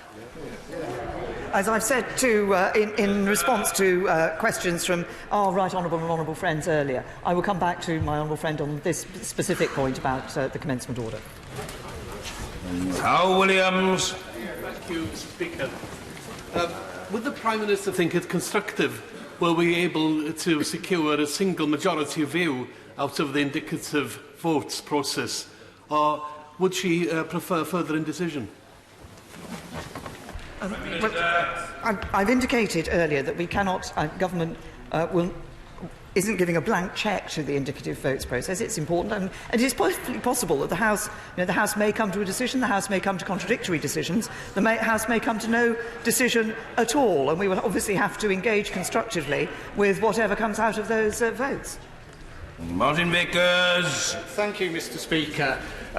I share the Prime Minister's scepticism about the indicative vote procedure. Indeed, I would go further and say it's a complete waste of time.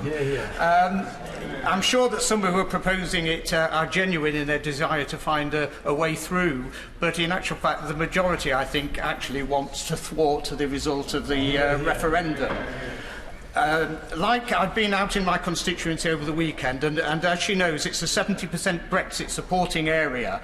But like me, most of them, when I explain it, are prepared to back the Prime Minister's deal, imperfect though it is. But they do fear that there may yet be further concessions. Can she give an absolute assurance that she and the whole government will not agree to anything that further delays Brexit beyond a few weeks? Well, can I say to my honourable friend, and I want to be able to deliver Brexit and to do it within the extension that's been given us to the 22nd of May. Any further extension would require us to stand in European parliamentary elections. I think, as I said earlier, I think people will ask what on earth we were doing if having voted nearly 3 years ago to leave the European Union, we then found they were then being asked to elect members to the European Parliament. I think they would say that we were failing to deliver on the vote that they gave, and I believe we have a duty to do that. Phil Wilson. Mr Prime Minister, I genuinely believe that the people have the right to compare any Brexit deal with the promises that were made in 2005. It is their right to have the final say in this process.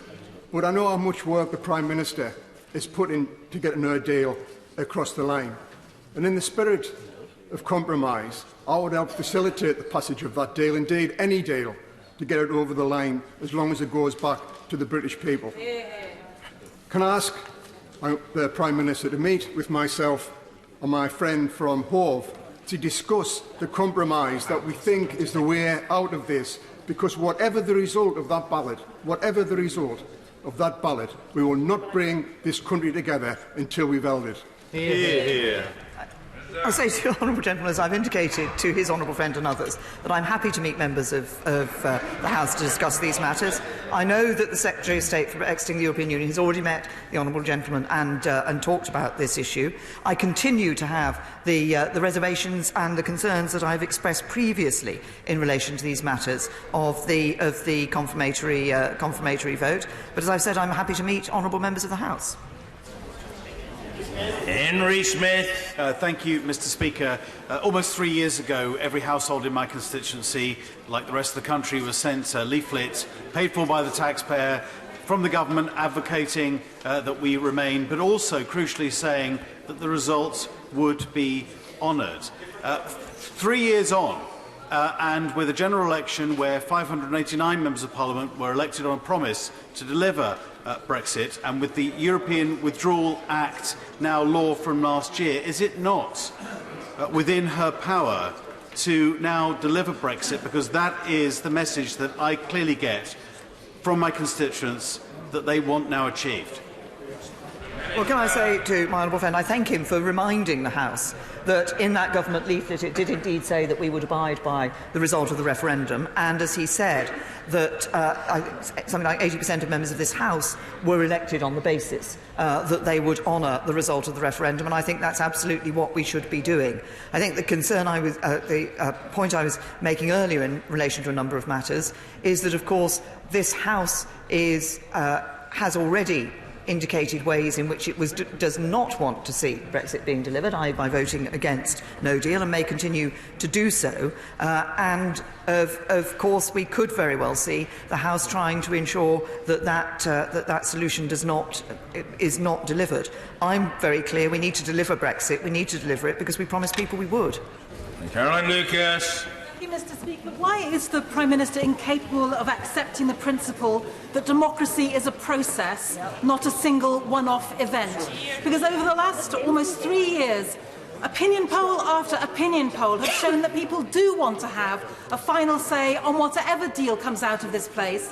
And before she answers that that might lead to a third or a fourth referendum, she knows perfectly well that that is the beauty of the Kyle Wilson Amendment, precisely that whatever the result of going back to the people on the deal that comes out of this place will go straight into law, so it will be an end of it. Why will she not accept that?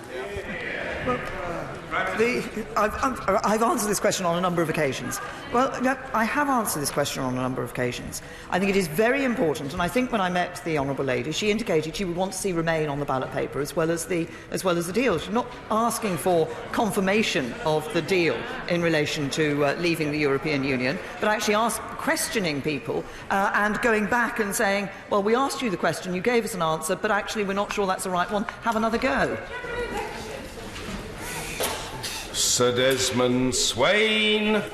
If decisions and powers have to be taken here in order to remedy the current unreadiness of Northern Ireland, is there a plan to deal with that in good time for the 12th of April? Prime Minister. Yes. Mr. Edward Miliband. Thank you, Mr. Speaker. Mr. Speaker, I think I might surprise the Prime Minister by saying there's something I welcome in her statement. She said in her statement, unless this House agrees to it, no deal will not happen. So can she confirm that if this House continues, as it has so far, to vote against no deal, she will not seek to take us out of the European Union on April the 12th without a deal? Prime Minister. Can I say to the right honourable gentleman, if we are not going to leave the European Union without a deal, then we need to clearly have a deal which enables us to leave the European Union. It is very simple. I've made the point on a number of occasions, and I will continue to make it. John Barron. I gently remind the Prime Minister that, in law, this House has expressed a view, and that is to leave on the 29th of March with or without a deal. Given the constant assurances we've had about no-deal preparations, including an answer to my urgent question last week, may I urge her now to face down this Remain-dominated Westminster bubble and support leaving on no-deal WTO terms in order to honour not just the referendum result and indeed the triggering of Article 50, but also our own manifesto. I say to my honourable friend that I do want to deliver Brexit. I do want to make sure that we leave. I continue to believe that leaving with a deal is better for is the best route for the United Kingdom. We are continuing with those no-deal preparations. My honourable friend will be aware of the results of the Council conclusions in relation to the extensions. I continue to believe that if it is possible to do so, we should leave on the 22nd of May, and that's the way of guaranteeing Brexit. Heidi Allen. Thank you very much indeed, Mr. Speaker. Does the Prime Minister realise, when she so flippantly dismisses calls for a confirmatory public vote or second referendum, she's just like that dismissing the million-odd people who marched on Saturday, the 5.5 million and rising number of people who signed the petition to revoke Article 50? She says it would undermine democracy, but she does realise that democracy isn't indefinitely owned by the people who voted that day in the referendum. It's not owned by the government, it's certainly not owned by the Conservative Party, and it is most definitely no longer owned by the Prime Minister. Our country's future is owned by the people. Does she not realise it is no longer her decision to make? Now, Parliament, it's our turn. And following that, this decision absolutely must go back to the British people. Can I remind the Honourable Lady that actually Parliament has already had a vote in relation to a second referendum, and Parliament rejected the concept of a second referendum in that vote. Mr. Richard Drax. Mr. Speaker, for 2 years we have heard the opinions of MPs in this place, the majority of whom, sadly, do not want to leave the EU or want it watered down to the extent that, in fact, we really haven't. That is the problem the Prime Minister is dealing with. Prime Minister, what about the people of this country who voted overwhelmingly to leave LEAVE, the EU? Can she assure me that that's what we will do? If it takes to April the 12th, so be it.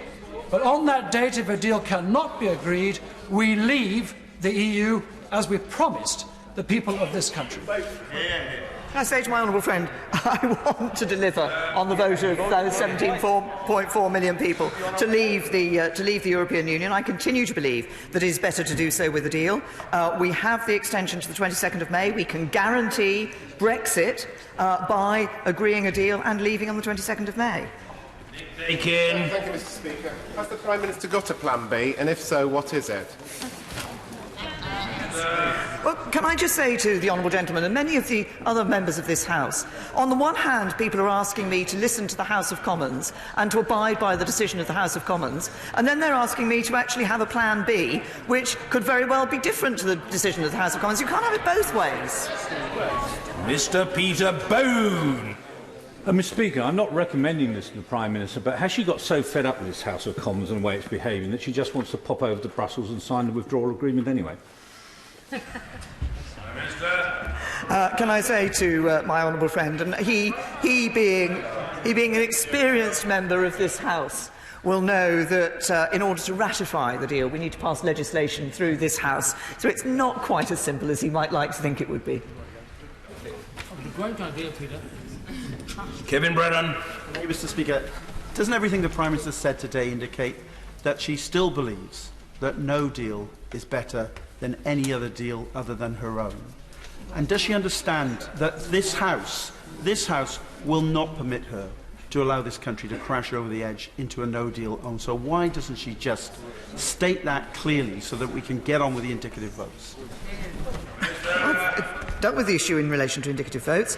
I have said that no deal is better than a bad deal. I happen to continue to believe that we did negotiate a good deal with the European Union. But I repeat the point to the honourable gentleman that I've made to others, that it's all very well wanting to say that the House doesn't want to leave with no deal, but the House then has to have something, agree something to put in its place.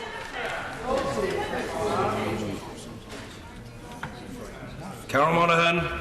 Yes. Speaker, the Prime Minister is refusing to support a people's vote. She's also refusing to allow a second referendum on Scottish independence, despite the fact there has been a fundamental material change in circumstances.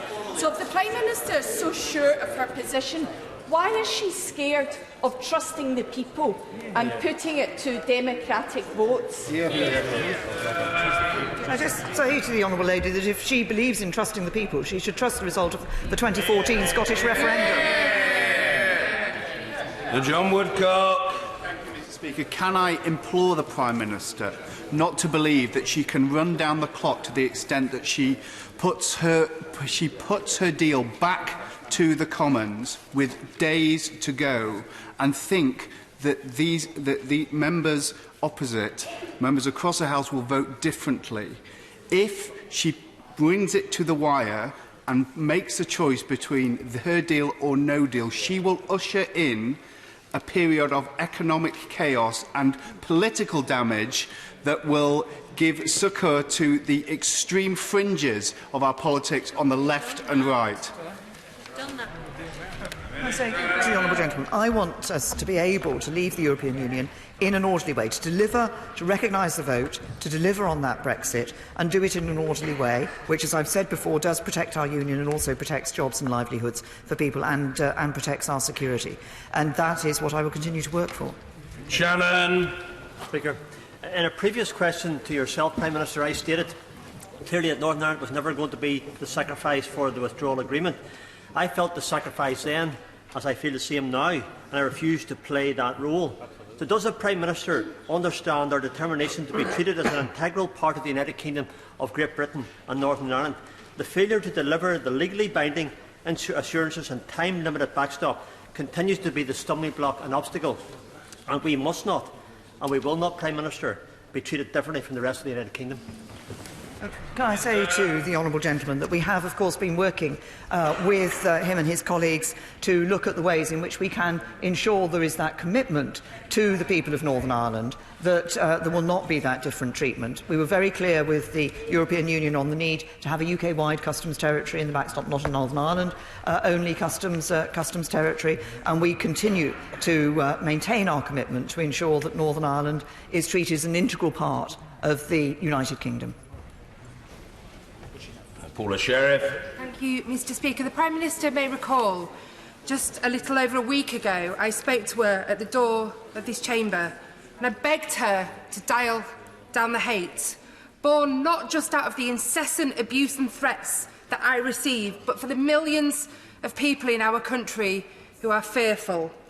She responded on Wednesday evening with a despicable statement that, frankly, many of us felt put more of us and more of the public at risk.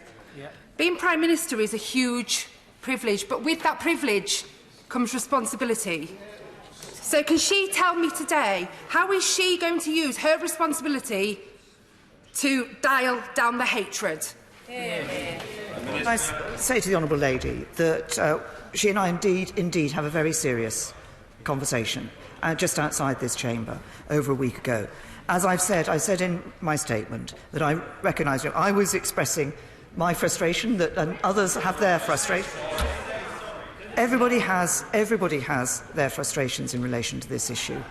I don't want to see anybody being the honourable lady, I genuinely don't. And she may recall that following our conversation, I actually took action to ensure that some of the things that she had said to me were properly looked into, because she has been subjected. Well, I did indeed do that.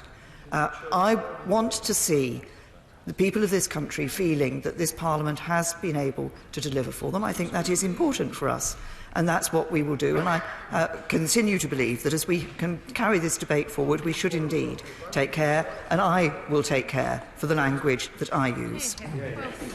Conclude. Mr. Speaker, Prime Minister, I'm a former member of the European Parliament, a proud member of that Parliament. I'm ashamed of the way our Parliament has been behaving towards the European Parliament and the European community as a whole. One of my constituents has just sent me a message. If the deal, any kind of deal, goes ahead and we come out of the EU, my constituency is going to be poorer. The people there know that.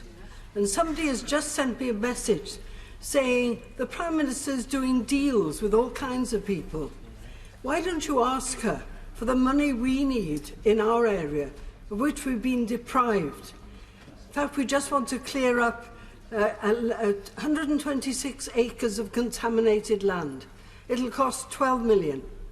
Is the deal still open?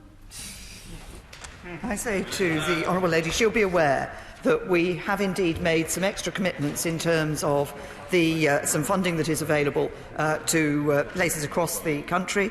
We have also indicated that we recognise the fact that there have been funds available from the European Union for different parts of this country, and our Shared Prosperity Fund will be available to different parts of the country to deal with various issues that they reflect and the needs that they have.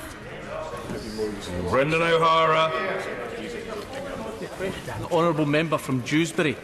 In the past week, the Prime Minister has shown that there isn't a word too harsh that she won't say, there isn't a dog whistle too shrill that she will not blow, and that she is prepared to take the UK to the brink of catastrophe in order to get her own way. Can I ask the Prime Minister, when she reflects on the past 7 days, does she do so with a sense of pride, or does she do so with a deep sense of regret and shame? I say to the honourable gentleman that what I want to do is to ensure, and what I'm working to do, and what I hope we will be able to achieve in this House, is to ensure that we deliver Brexit, that we do it in a way that enables us to protect our union and protect jobs and livelihoods and protect our security. That I believe should be the aim of everybody across this House, and I hope everybody will be able to come together and deliver that. Michael Fabricant. Since October, there has been extensive no-deal planning in the United Kingdom and in the European Union. This has been acknowledged not only by those in the UK and the EU, but also the Governor of the Bank of England. So I simply say to the Prime Minister, if I may, have faith, actually, in our officials. Let's try and get a deal, by all means, but if we cannot, let's not be frightened of a no deal. Order. There's quite a lot of noise on the opposition benches. I assume the honourable gentleman had been present throughout. Yeah, no, that's fine. In that case, his intervention is perfectly orderly. He's been present throughout the statement, as I thought. No, I'm grateful to the honourable gentleman. The Prime Minister. Thank you, Mr. Speaker. Can I say to my honourable friend, indeed those no-deal preparations have been put in place and are continuing to be put in place. He expressed the wish for us to leave with a deal. I want to see us leaving with a deal. I think the point I made in my statement, though, is that this House has shown itself already on a number of occasions to want to try to ensure that we do not leave without a deal. I think the best route is to be able to leave with a deal, as I think my honourable friend indicated he did. Tom Bray. Speaker, Prime Minister, I went to an excellent cross-party briefing earlier today organised by the Cabinet Office on the subject of no deal, something I would recommend those who advocate no deal attend. It set out the extensive damage that no deal would do to the United Kingdom. So will the Prime Minister finally allow this House to pass a binding motion that rules out no deal? To the right honourable gentleman, as he will know, the House has already passed, I think, 2 motions saying that it doesn't want to leave without a deal. The House will be having opportunities further to look at the options that lie ahead. But it continues to be... Well, the right honourable gentleman talks about the House passing a binding motion that we don't leave without a deal. But if we're going to leave, which he doesn't want to do, but I believe we should be doing, because people voted for that, then we need to... If we're not going to leave without a deal, we need to leave with a deal. And we need to agree the deal that we can leave with. Ian Murray. Thank you, Mr. Speaker. Doesn't this statement show the completely incoherent approach from the Prime Minister? The Prime Minister has just answered a question from the Liberal Democrat member with regards to no deal, and saying the only way to prevent a no deal is to back a deal. And yet her statement says, and she said it at the dispatch box, and I'll quote her statement, "Unless this House agrees to it, no deal will not happen." So what does she mean by that? Hear, hear. It's not just a statement I put in this statement, it's a statement that I have made previously. But I've also been very clear. This House may very well try to ensure that we do not leave without a deal. But the question to members at that point, if they wish to do that, is what is it that they then want to do? Do they want to leave with a deal? Or do some members of this House not want to leave at all, and we need to leave? Chukaramuna. Mr. Speaker, this is a parliamentary democracy, and it's quite clear that this Parliament will not approve her deal. If, through an indicative vote process, a majority forms behind an alternative way forward, and she does not then implement it, is it not the case that any shred of authority or credibility she has that remains with our EU partners will completely disappear? How on earth could she remain in office in those circumstances? The honourable gentleman heard the response I've given earlier in relation to the government's position on indicative votes. We will engage constructively with those votes. It's possible that those votes will decide contradictory things. It's possible those votes will not decide anything at all. We will engage constructively. Jess Phillips. Thank you, Mr. Speaker. I don't know who advises the Prime Minister, but she says she will engage in it constructively, yet she's whipping against the idea of having it. She won't make any of it binding. As just, you know, an observer, it doesn't seem very constructive to me at all. But what did seem constructive was all the meetings that she had over the weekend and the men that she invited to those meetings.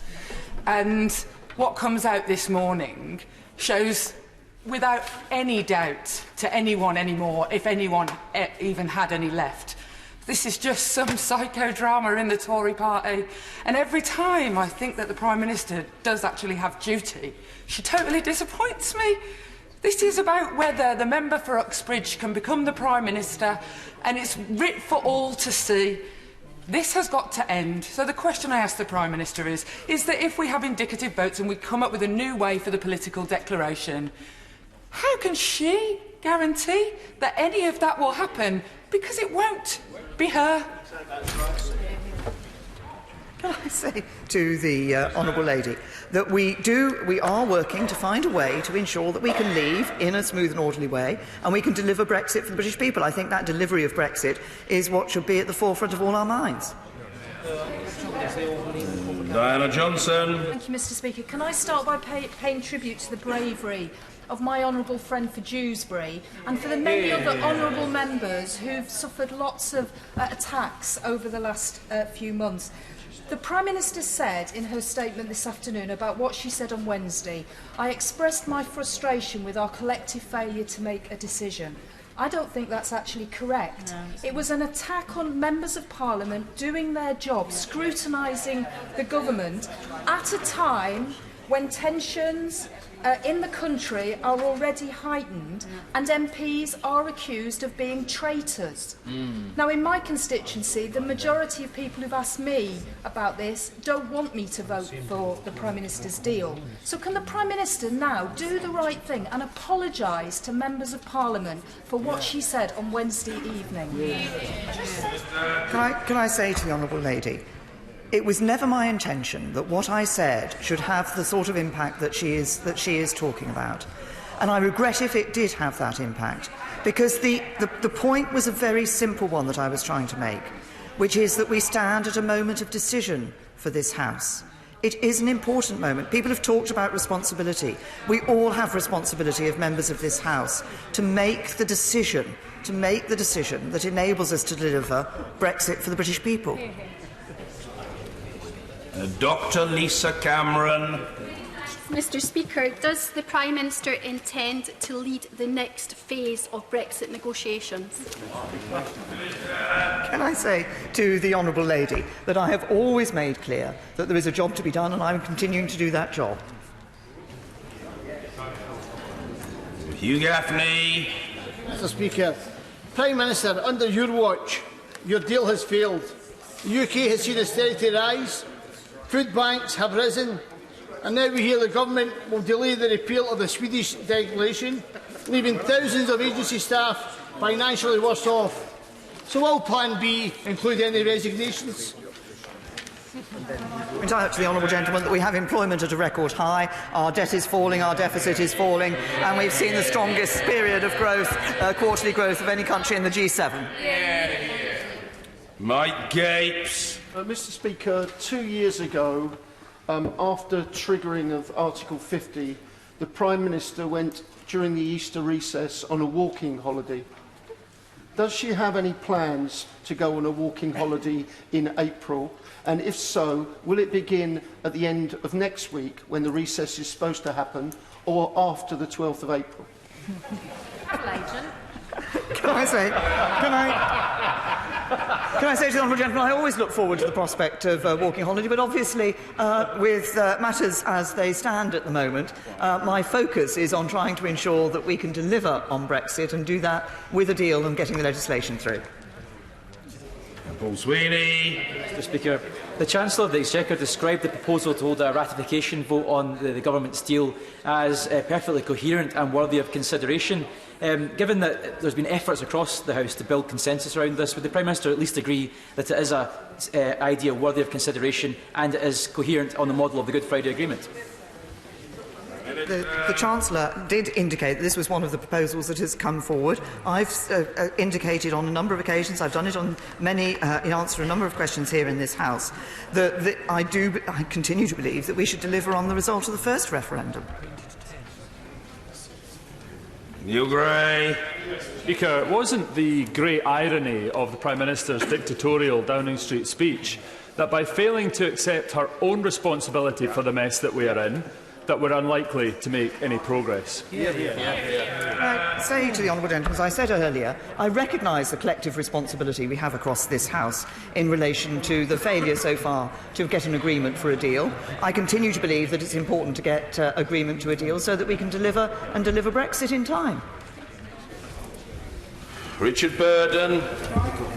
Still not answered the question that was put to her quite a long time ago now by my right honourable friend for Normanton, Pontefract and Castleford. She wasn't asked whether or not she approved of Britain being part of a customs union with the EU after Brexit. What she was asked was that if this House agreed through indicative votes to go for that option, would she abide by that decision, and would she seek to negotiate that with the European Union? Will she now answer that question?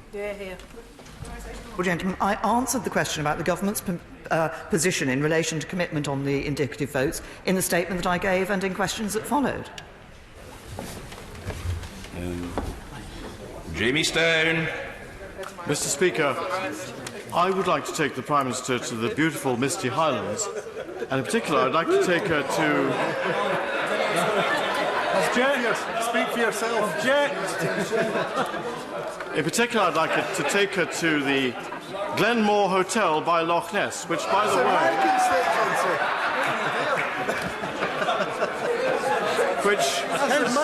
Which, by the way, is one of the best places to see the Loch Ness Monster. The Glenmore Hotel is having enormous trouble hiring EU seasonal workers this year. This is because they're not particularly encouraged to apply for jobs in the UK because of where we are right now in our history, and secondly because the unemployment rate in Inverness is considerably lower than the rest of the UK. We have a huge problem here that is right now, even before we know what we're doing, right now hitting the Highland economy. How does the government intend to tackle this massive issue? Can I say to the honourable gentleman that I think it is actually the first time in this House that any honourable member has invited me to a hotel to spend some time with them, but we perhaps won't go there. Can I say to the honourable gentleman that I recognise the issues about, but we do have the high employment rates. The honourable gentleman references the high employment rate and low unemployment rate in Inverness. I think that is something to be celebrated. We are making sure through the policy that we're producing in relation to the future immigration system that we enable people to come into this country based on their skills, not on the country they come from. But of course, at the moment, we're still a member of the European Union, and it is possible, and we have guaranteed the rights of those EU citizens who come here and abide here. Vera Hobhouse. Speaker, I voted against her deal. Twice she voted against the people's vote. Mr. Speaker, I would have never thought that I would ever contemplate to vote for any Brexit deal because I am passionately believing to stay in the European Union, and indeed the nearly 50% of the people who voted to stay in the European Union wouldn't expect me to do anything else. But I am prepared to vote for her deal if she is prepared to support a people's vote. Isn't that a true compromise? I think I refer the honourable lady to the answer I gave earlier to that similar question. Christian Matheson. Thank you, Mr. Speaker. Can the Prime Minister explain the mechanism by which a meaningful vote suddenly becomes a meaningless vote? And can I suggest to her that ignoring indicative votes or motions to note in this House is one thing, but when she ignores a meaningful vote, it shows a level of bad faith that is matched, frankly, only by her grotesque speech last week in Downing Street? Say to the honourable gentleman that the House was very clear after the first meaningful vote that it wanted to see change in certain areas. The one thing the House has positively voted for was an agreement to leave with a deal with some changes to the withdrawal agreement. We did negotiate changes to the withdrawal agreement. We negotiated legally binding changes to the withdrawal agreement. The House did not accept those has not accepted those changes that were initiated. We continue to look, and I continue to talk to colleagues, because I continue to believe that it is better for this country to leave the European Union with a good deal. Justin Matters. Thank you, Mr. Speaker. The Prime Minister has often said she considers the withdrawal agreement to be in the national interest. So, if she concluded that the only way that she could get support in this House for her deal would be to offer her resignation, would she, in the national interest, do that? Can I say to the honourable gentleman, I think what this is about is actually making sure that we leave the European Union and do it in the way that is best for this country, and that's what the deal is about. Patricia Gibson. Thank you, Mr. Speaker. People are very concerned and very alarmed by this Brexit chaos in North Ayrshire and Arran, and indeed in the UK as a whole.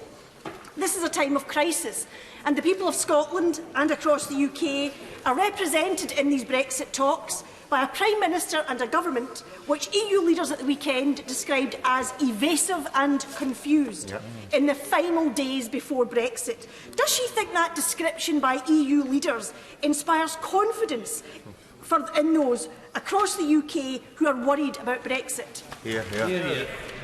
What I hope people across the UK who are worried about Brexit will see is a government that is trying to ensure that we deliver on the vote of the British people, but do so in a way which protects their jobs, protects our union and protects their security. Alan Brown. Thank you, Mr. Speaker. Mr. Speaker, yet again the Prime Minister displays her lack of self-awareness and her complete irony bypass. In her statement, she says if she cannot get her vote through, she'll work across the House to find a solution. Except then she tells us she'll block Parliament taking control and won't bind the government to accepting votes. And then she dismisses all alternatives except she's keeping no deal on the table. The truth is, she had no strategy when she triggered Article 50. She's negotiated a bad deal, and when the wheels have come off the bogie, her idea of seeking consensus is threatening Parliament. When will she recognise her own failures and do the right thing and walk? Say to the honourable gentleman that we have indeed engaged with others across the House. I've engaged with his right honourable friend, the leader of the Scottish National Party, and with other leaders of other parties. There are different views across this House. I do not agree with revoking Article 50. I think we should deliver on the Brexit vote. That's a difference of opinion between us. But we have reached out to see if there is an opportunity to find a way to ensure that we can see us able to leave the European Union with a deal that delivers for people, delivers to protect their jobs, delivers to protect their security, and delivers to protect our union. Dr. Sarah Wollaston. Thank you. The Prime Minister has tested to destruction the possibility of getting the DUP and the right-wing ERG to get her deal through this House. She could, however, get it through if she agreed to just check it still is genuinely the will of the people. Instead of listening to 14 men in fast cars who came to Chequers, would she actually listen to the million people who walk past her door? And will she also agree, considering that she spoke earlier about female multitasking, will she agree to meet with a delegation of 14 women parliamentarians from across this House? And let's really get things done. Can I say to the honourable lady, as I've indicated to others, and I think as she knows, because we've previously sat down and discussed these matters, that I am always happy to reach out and talk to members of across the House. I do have a difference of opinion with the honourable lady in relation to the issue of a second referendum, because I believe we should actually deliver on the first. Drew Hendry. Thank you, Mr. Speaker. In 2002, the newly elected chairperson of the Conservative Party said, "Twice we went to the country, unchanged, unrepentant, just plain unattractive, and twice we got slaughtered. That chairperson was the Prime Minister herself. Has the prospect of bringing her rotten deal back a third time made her reflect on those comments?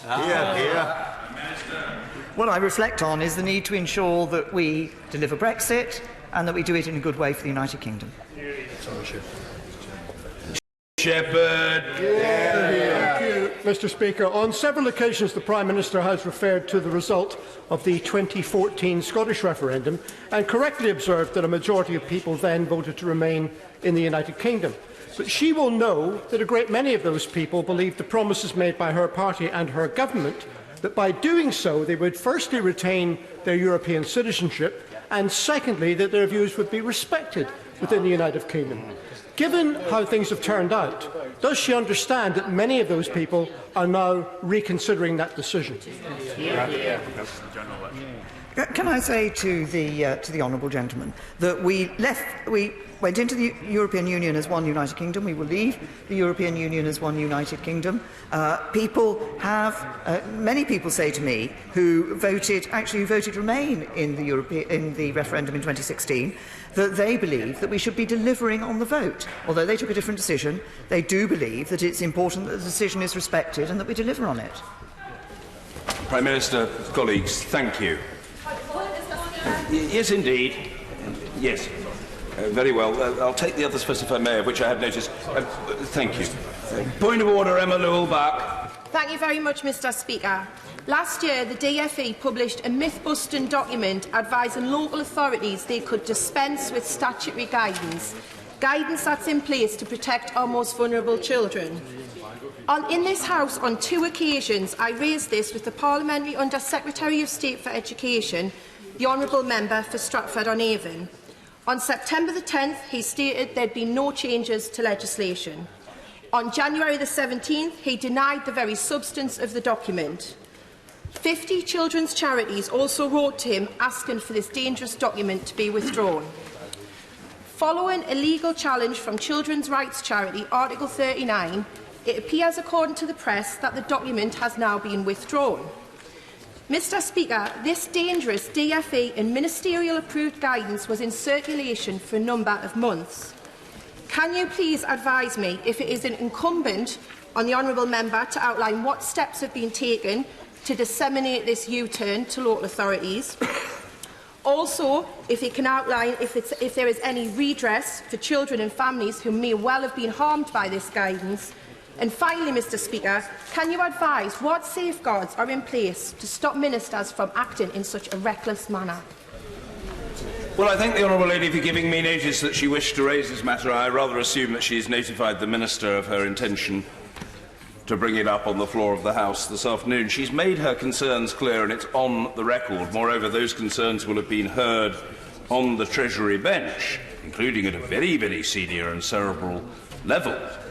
I rather imagine that the point that she's made will be conveyed to the relevant minister before very long. Insofar as she asks about redress and what the minister concerned might do, that really is a matter for the minister rather than for the chair. But what I would say to her is that if she does not receive a satisfactory response from the minister, there is a range of options that she might pursue involving airing the issue through the order paper or indeed in debate in the chamber. My advice to her would be to consult the table office, a very short distance, I say, for benefit of those observing our proceedings, from here, and the dedicated and outstanding staff of that office will be happy to advise her as to what courses of action are open to her. My basic advice, which I know can sometimes jar somewhat, but it does have the advantage of being valid, is persist. Persist. Persist. Go to the table office and don't take no for an answer in terms of the right to question members of the Treasury bench. And of course, if the honourable lady wishes to seek a debate on the matter, on the adjournment, who knows? She may be fortunate. Yes. Who was the other one? I think Mr. Grant. Right honourable lady, so distinguished, I feel I must save her up. Point of order, Mr. Peter Grant. Thank you, Mr. Speaker. On a point of order, the Ministerial Code requires that any minister carrying out official business in the constituency of another Member of Parliament must give that Member of Parliament notice in advance and in good time of the proposed visit. On Friday, the Pensions Minister, who I've notified of my intention to raise this matter today, carried out an official visit in my constituency. My constituency office were notified about it at 2 minutes to 12 on Friday. Can you give me advice, Mr Speaker, at what point does such short inadequate notice constitute contempt as opposed to courtesy? And what options, other than continually having points of order raised in here, being heard and then ignored by the Treasury bench, what other options are available to ensure that ministers comply with the ministerial code? Hear, hear. I would say to the honourable gentleman is as follows. The convention of notifying a member of a prospective visit to his or her constituency is very strong. It isn't within the standing orders of the House. It is just that, a convention. Moreover, it is not in any way justiciable, the merits of the case one way or the other, by the Chair. But the convention is there for a reason. It is about that basic concept of courtesy and respect for each other. So what do I advise the honourable gentleman? He can take it up directly with the Minister in the form of correspondence or the request for a meeting. That is one possible approach.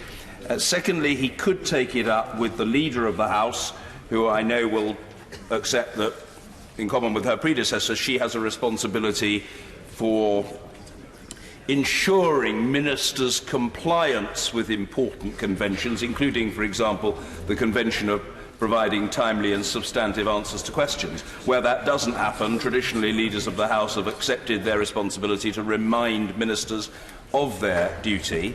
And the other option open to the honourable gentleman is to ask his honourable friend, the member for Perth and North Perthshire, who performs with elan at Business Question every week, to raise the matter at the Business Question with the Leader of the House. I am concerned that this really rather important convention is being quite regularly dishonoured, and that does seem to me to be wrong. There is no precise time beforehand for notification, but the presumption is that of courtesy. Simply notifying a member or his or her office minutes or an hour before a visit simply doesn't cohere with the spirit of the convention. So the honourable gentleman has got reason to be irritated, and I hope that irritation can soon be overcome by a satisfactory explanation, apology and commitment not to repeat the offence. Point of order, Angela Eagle.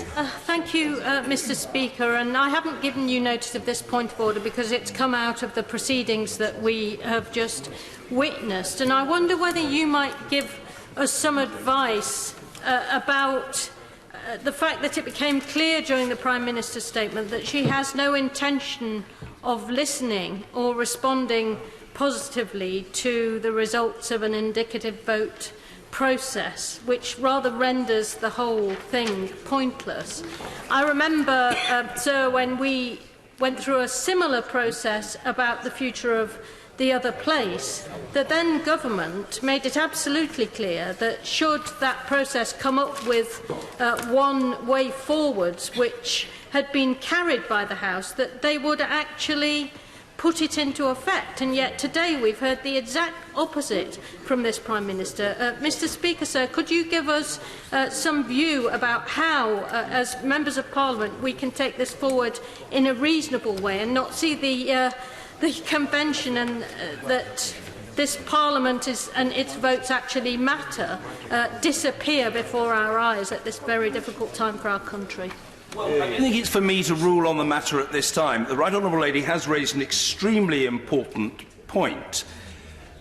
But in the course of making it, and in a spirit of some frustration or almost despair, she said, well, unless it was guaranteed that the process or its results would be honoured, it rendered the exercise pointless. May I very politely suggest to her that that is, I think, not the right mindset in the matter. I have the highest regard for the Right Honourable Lady, who's a more experienced parliamentarian than I, and she served as Shadow Leader of the House and as a Minister in important roles. But I would say that it would be better to proceed with this process and to support amendments as she sees fit. And if there are such votes subsequently, the intention, I believe, of the authors of this exercise is that such votes should be on Wednesday. wholehearted participation in them by colleagues is to be recommended, see the outcome, and then the Right Honourable Lady can repeat her demand that those results be observed. I don't think there's much point in having the votes on a half-hearted basis. I think one has to go into it with a full-hearted enthusiasm and commitment and see how events play out over the next 48 hours. But process does matter, and the Right Honourable Lady might have noticed, although I wouldn't remotely blame her if she didn't, that I think since the publication of the withdrawal agreement last November, I have sat in the chamber for every single minute of the debates on this subject. And I do so out of respect for the House, and I think that principle of respect for the House, respect for what it says, is extremely important. Order. We come now to the... I thank the Right Honourable Lady for what she said, and I hope my reply is at least helpful. We come now to the business of the House today motion. Minister or Whip to move the motion. Thank you. The question is the business of the House today motion as on the order paper. As many as are that opinion say aye. Of the contrary, no. I think the ayes have it. The ayes have it. Order. We now come to the motion on Section 13 of the European Union Withdrawal Act 2018. I inform the House that I have provisionally selected amendments D, that is to say, the amendment in the name of the Leader of the Opposition, A, in the name of the Right Honourable Gentleman, the Member for West Dorset, and F for Freddie, in the name of Dame Margaret Beckett. I remind the House that under the terms of the business motion just agreed to, the debate may continue until 10 p.m, at which time the questions will be put on any amendments which may then be moved. To move the main motion, I call the Minister for the Cabinet Office and the Chancellor of the Duchy of Lancaster, Mr David Liddington. Mr Speaker, sir, I beg to move the motion on the order paper standing in the name of my right honourable friend, the Prime Minister. Mr Speaker, this debate follows as a result of the requirements of the EU Withdrawal Act and is a consequence of the decision taken by this House on the 12th of March. Since that date, the House has spoken on two further occasions. First, on the 13th of March, the House expressed its opposition to leaving the European Union without a deal. And on the 14th of March, the House agreed that the government should seek an extension to Article 50.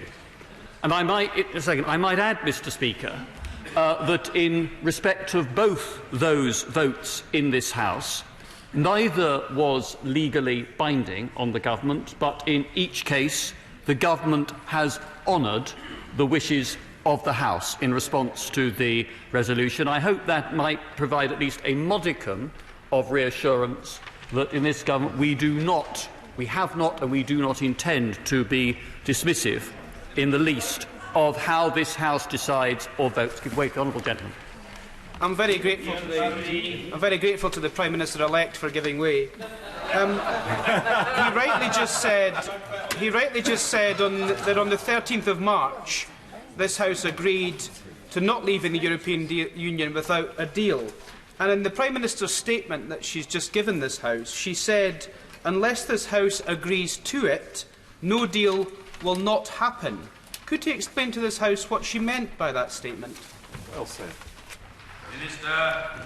Well, Mr Speaker, what the Prime Minister said I thought was quite clear, that the government believes, in the case that we frequently brought to this House, for the deal that we believe is in the interests of the United Kingdom, that is something that both those who supported leave and those who voted remain should be able to rally behind and move forward. We know that the legal default position must remain no deal, because from now on any decision about this is contingent not only upon the view that this House might take or the government might take, but on decisions by the European Council as to whether or not they wish to extend. Well, if other colleagues will forgive me, I do want to reply to one intervention before I move on to others. And it was by no means a given that an extension would have been granted at last week's European Council. If I give way to the honourable member first and then to the Chair of the Select Committee. I thank the Minister of the Cabinet Office for giving way, and my honourable friend makes a very important point. And as we embark upon another very important debate today and a number of serious important debates over the next few days, could I just raise with him the concern that I have about the Prime Minister's speech last Wednesday night? She has apologised. She has made well, maybe not a clear apology as we would have liked, but she has made some recognition that perhaps the words were not appropriate. But I was particularly concerned to see that the clips from her speech were being pumped out across Facebook with targeted advertising, paid for by taxpayers' money, paid for by the Cabinet Office, into different MPs' inboxes. Would you agree with me that at this time it is not appropriate to be raising the heat in this debate when what we need is an atmosphere of compromise, of concern and of respect for all the different views across this House, bringing people together, not dividing them further? I don't think, Mr. Speaker, there's anybody in the House that would disagree with the honourable gentleman's comments at the end of his intervention. Certainly not my right honourable friend, the Prime Minister. And I think we are all of us deeply aware, and looking up at the memorial shield to our former colleague Joe Cox, I am very sharply reminded of the fact that many members of this House have been subjected to the most appalling threats, intimidation and online trolling, and I think every one of us, in our individual or in our representative capacities, has a responsibility to ensure that no encouragement or succour is given to those wicked people who seek to act and intimidate in that way. Give way to the right honourable gentleman. I'm very grateful to the Chancellor of the Duchess of Lancaster for giving way. Can I return to the point of the first intervention which he took? And that is the Prime Minister's categorical statement, which I have to say I welcome today. Unless this House agrees to it, no deal will not happen. That could not be clearer. Given what he has rightly said about the need for the European Union then to take decisions that facilitate this, isn't the inevitable consequence of what the Prime Minister has told the House today, unless she gets her deal through, she will have to apply for an extension prior to the 12th of April? That depends, of course, upon what this House decides to do this week. That is the logic, certainly, of the honourable gentleman's argument of my right honourable friend's remarks, if we start from the premise that the House were not to approve the withdrawal agreement this week. I hope it is the government's intention to persuade the House to approve the withdrawal agreement during this week, in which case the deadline moves forward automatically to the 22nd of May. But I do repeat the comment I made earlier in response to the honourable member for Edinburgh South, that the United Kingdom can request, but it is not ever a certainty that the European Council will agree. I give way to Honourable Member for North Perth. Very grateful to the putative Prime Minister. Can I just say to him, he couldn't possibly do a worse job than what we've seen in the course of the past few years.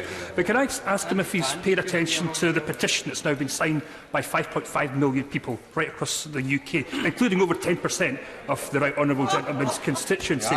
Would he now agree and would he concur that revoke, just ending this madness once and for all, remains a real-life possibility for this country now?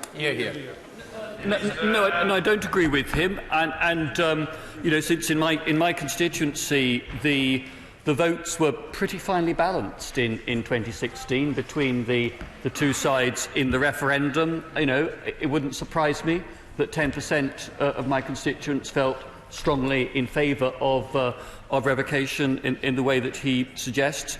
I think that, but you know, obviously, one takes seriously both the scale but also the strength of the opinion that was being expressed in the demonstration at the weekend and in the number of signatories that have been attracted to sign the petition.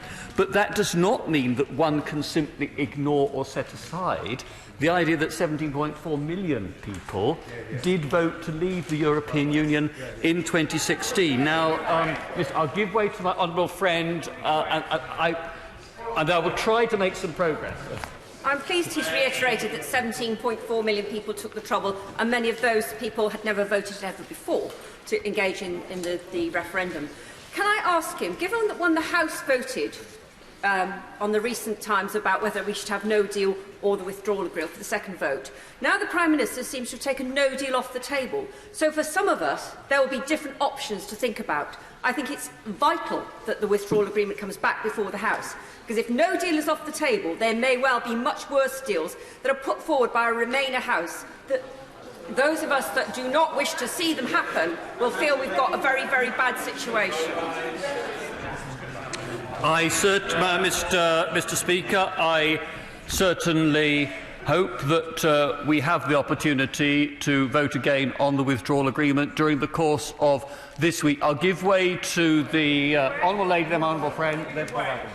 I thank the Minister for giving way, and he said very clearly that the government has responded to two of the motions that were passed recently and honoured them in the last couple of weeks. But what about that huge majority that there was for the withdrawal agreement and leaving on March the 29th, still legally in our statute books? Now, because of some agreement stitched up between the Prime Minister and the European Union, we're not even having the chance to decide that or look at that. Now, surely that is constitutionally not correct, apart from being legally not correct.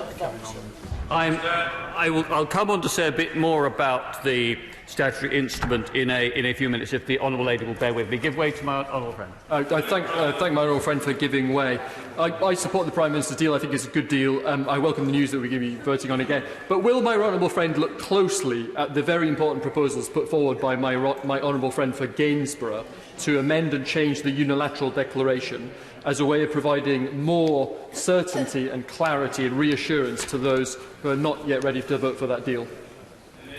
I know that I can reassure my honourable friend that the government certainly has taken very seriously the comments by our right honourable friend, the member for Gainsborough, and we continue to have a dialogue with him and others who are to try to find the best way forward. Give way to my right honourable learned friend, then the honourable member for Cardiff West, and then I am going to make some progress.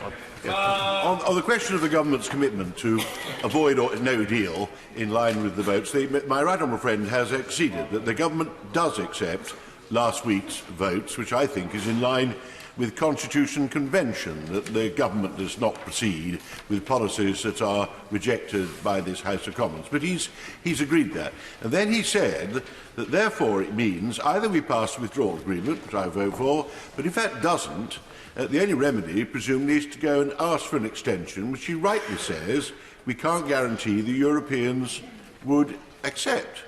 But in line with the wishes of this House and what is now the policy of the government, if we're driven by the more hardline people in this House to that circumstance, then obviously the government must revoke, with the hope that we start the whole process again once this House and everybody else has come back to their senses and has some consensus about how we do wish to proceed on the question of our future relations with the rest of the world.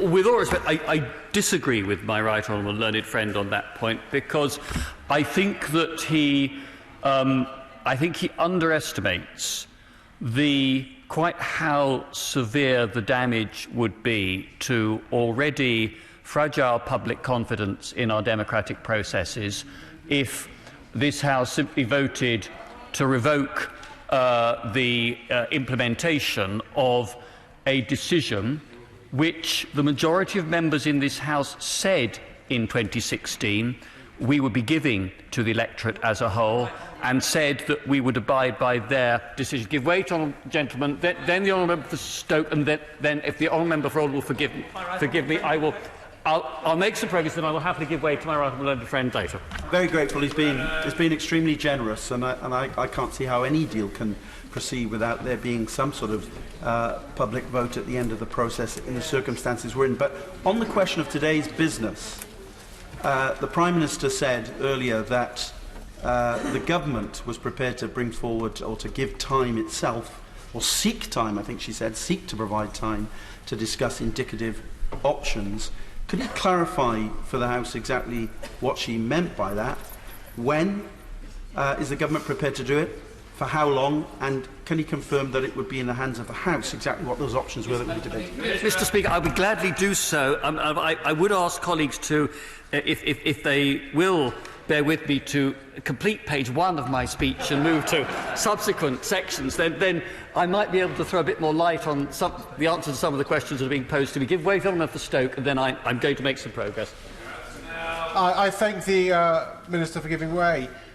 If I may, my assessment of where we are is that there actually does exist a majority for the withdrawal agreement, the technical aspect of our leaving the European Union, but the differences and the difficulty is on the political declaration and where that may take us, where we may end up in that situation, and what support and clarity this House will have over that process. So is the Minister able to give some assurances, some sense that this House will have a clear role in the next stage of negotiations so that we can avoid this merry-go-round at the next stage? Yes, indeed, it's something to which the government has been giving a lot of thought and has certainly featured in some of the conversations that ministers have been having with members across the House, not just in the last few days, but in the last several weeks. There are various models that could be adopted, and particularly there would be the question of the role of select committees, both the Brexit Select Committee and the relevant departmental select committees in different aspects of that very wide-ranging negotiation. And frankly, Mr. Speaker, I mean, one lesson I've drawn from the experience of the last couple of years here is that the House is simply going to insist on having a say and will find ways in which to express its view, including some novel initiatives. So I think that the reality is the House is going to have a say, the House is going to have influence as those negotiations proceed, and I would hope that the agreement that I believe the government will eventually succeed in striking is one that will then command very widespread public support. Now, Mr. Speaker, he's on this one. All right, I'll break my rule, give way to our unloaded friend, and then I hope the House will allow me to move on. So I'm very grateful to my right honourable friend for his characteristic courtesy. May I just take him back to his answer to my right honourable and learned friend, the member for Rushcliffe, who raised the issue of revocation, because I rather share the view of my right honourable friend that revocation would indeed be a drastic act, but the fact that so many people are signing up to advocate it is probably a reflection, I suggest, of a growing level of exasperation. Is it not the case that the better course of action, rather than revoking unilaterally, is to go back and ask the public whether they want the Prime Minister's deal with the alternative of Remain, which does show respect for the 2016 referendum result? My anxiety is this. The government boxed itself in with red lines in its negotiations with the European Union. Now what it's doing is boxing itself in with red lines in relation to the options available to this House to resolve the current difficulty and crisis. And I also worry, I have to say to my right honourable friend, that if the stories about the Cabinet minutes are correct, some of the reasons appear to be very narrow and partisan at a time when a national crisis should be requiring us to look more widely. Those of us who've tried to do that get vilified, but I'm quite prepared to put up with that because I think that's where the national interest lies. Mr. Speaker, one thing I can say with great confidence is that my right honourable friend, the Prime Minister, above all, is somebody who, in all my observation of her approach to these negotiations and the subsequent parliamentary proceedings, has been motivated entirely by what is right for the national interest. And judging the national interest certainly involves looking at the content and terms of our departure, but the national interest does also mean taking account of the fact of the referendum result in 2016 and the political and democratic reality which that represents. Now, Mr. Speaker, I'm going to make some progress. Last week, the European Council approved, during its meeting, the legally binding assurances in relation to the Northern Ireland backstop, which the Prime Minister had negotiated with President Juncker a fortnight ago. And as my right honourable friend has set out, this should give additional assurance to members that in the unlikely event that the backstop were ever used, it would only be temporary, and that the United Kingdom and the European Union would begin work immediately to replace the backstop with alternative arrangements by the end of December 2020. The Council also agreed, subject to a vote in this House to approve the withdrawal agreement this week, that the date of our departure from the EU would be extended to the 22nd of May in order to provide time for this House to agree and ratify a Brexit deal and pass the necessary legislation to make that possible. However, in the event that the House did not approve the withdrawal agreement this week, the European Council agreed that Article 50 should, in such a case, be extended only until the 12th of April. At that point, we would have two options. We could leave without a deal, or we would need to have agreed an alternative plan for a longer extension with the European Union, and they would have to have accepted that. And such a longer extension, it is very clear from what EU leaders and the EU institutions have said, would require elections to the European Parliament to be held in the United Kingdom. Mr. Speaker, on the 14th of March, I told this House that in the event that honourable members had not approved a meaningful vote by the 20th of March and agreed a timetable for the EU withdrawal agreement bill, the government would recognise that the House would require time to consider the potential ways forward. The government stands by the commitment that I set out that day, that in such a scenario the government, having consulted the usual channels at that time, would facilitate a process in the 2 weeks after the March European Council to allow the House to seek a majority on the way forward. And since then, my right honourable friend, the Prime Minister, and I have acted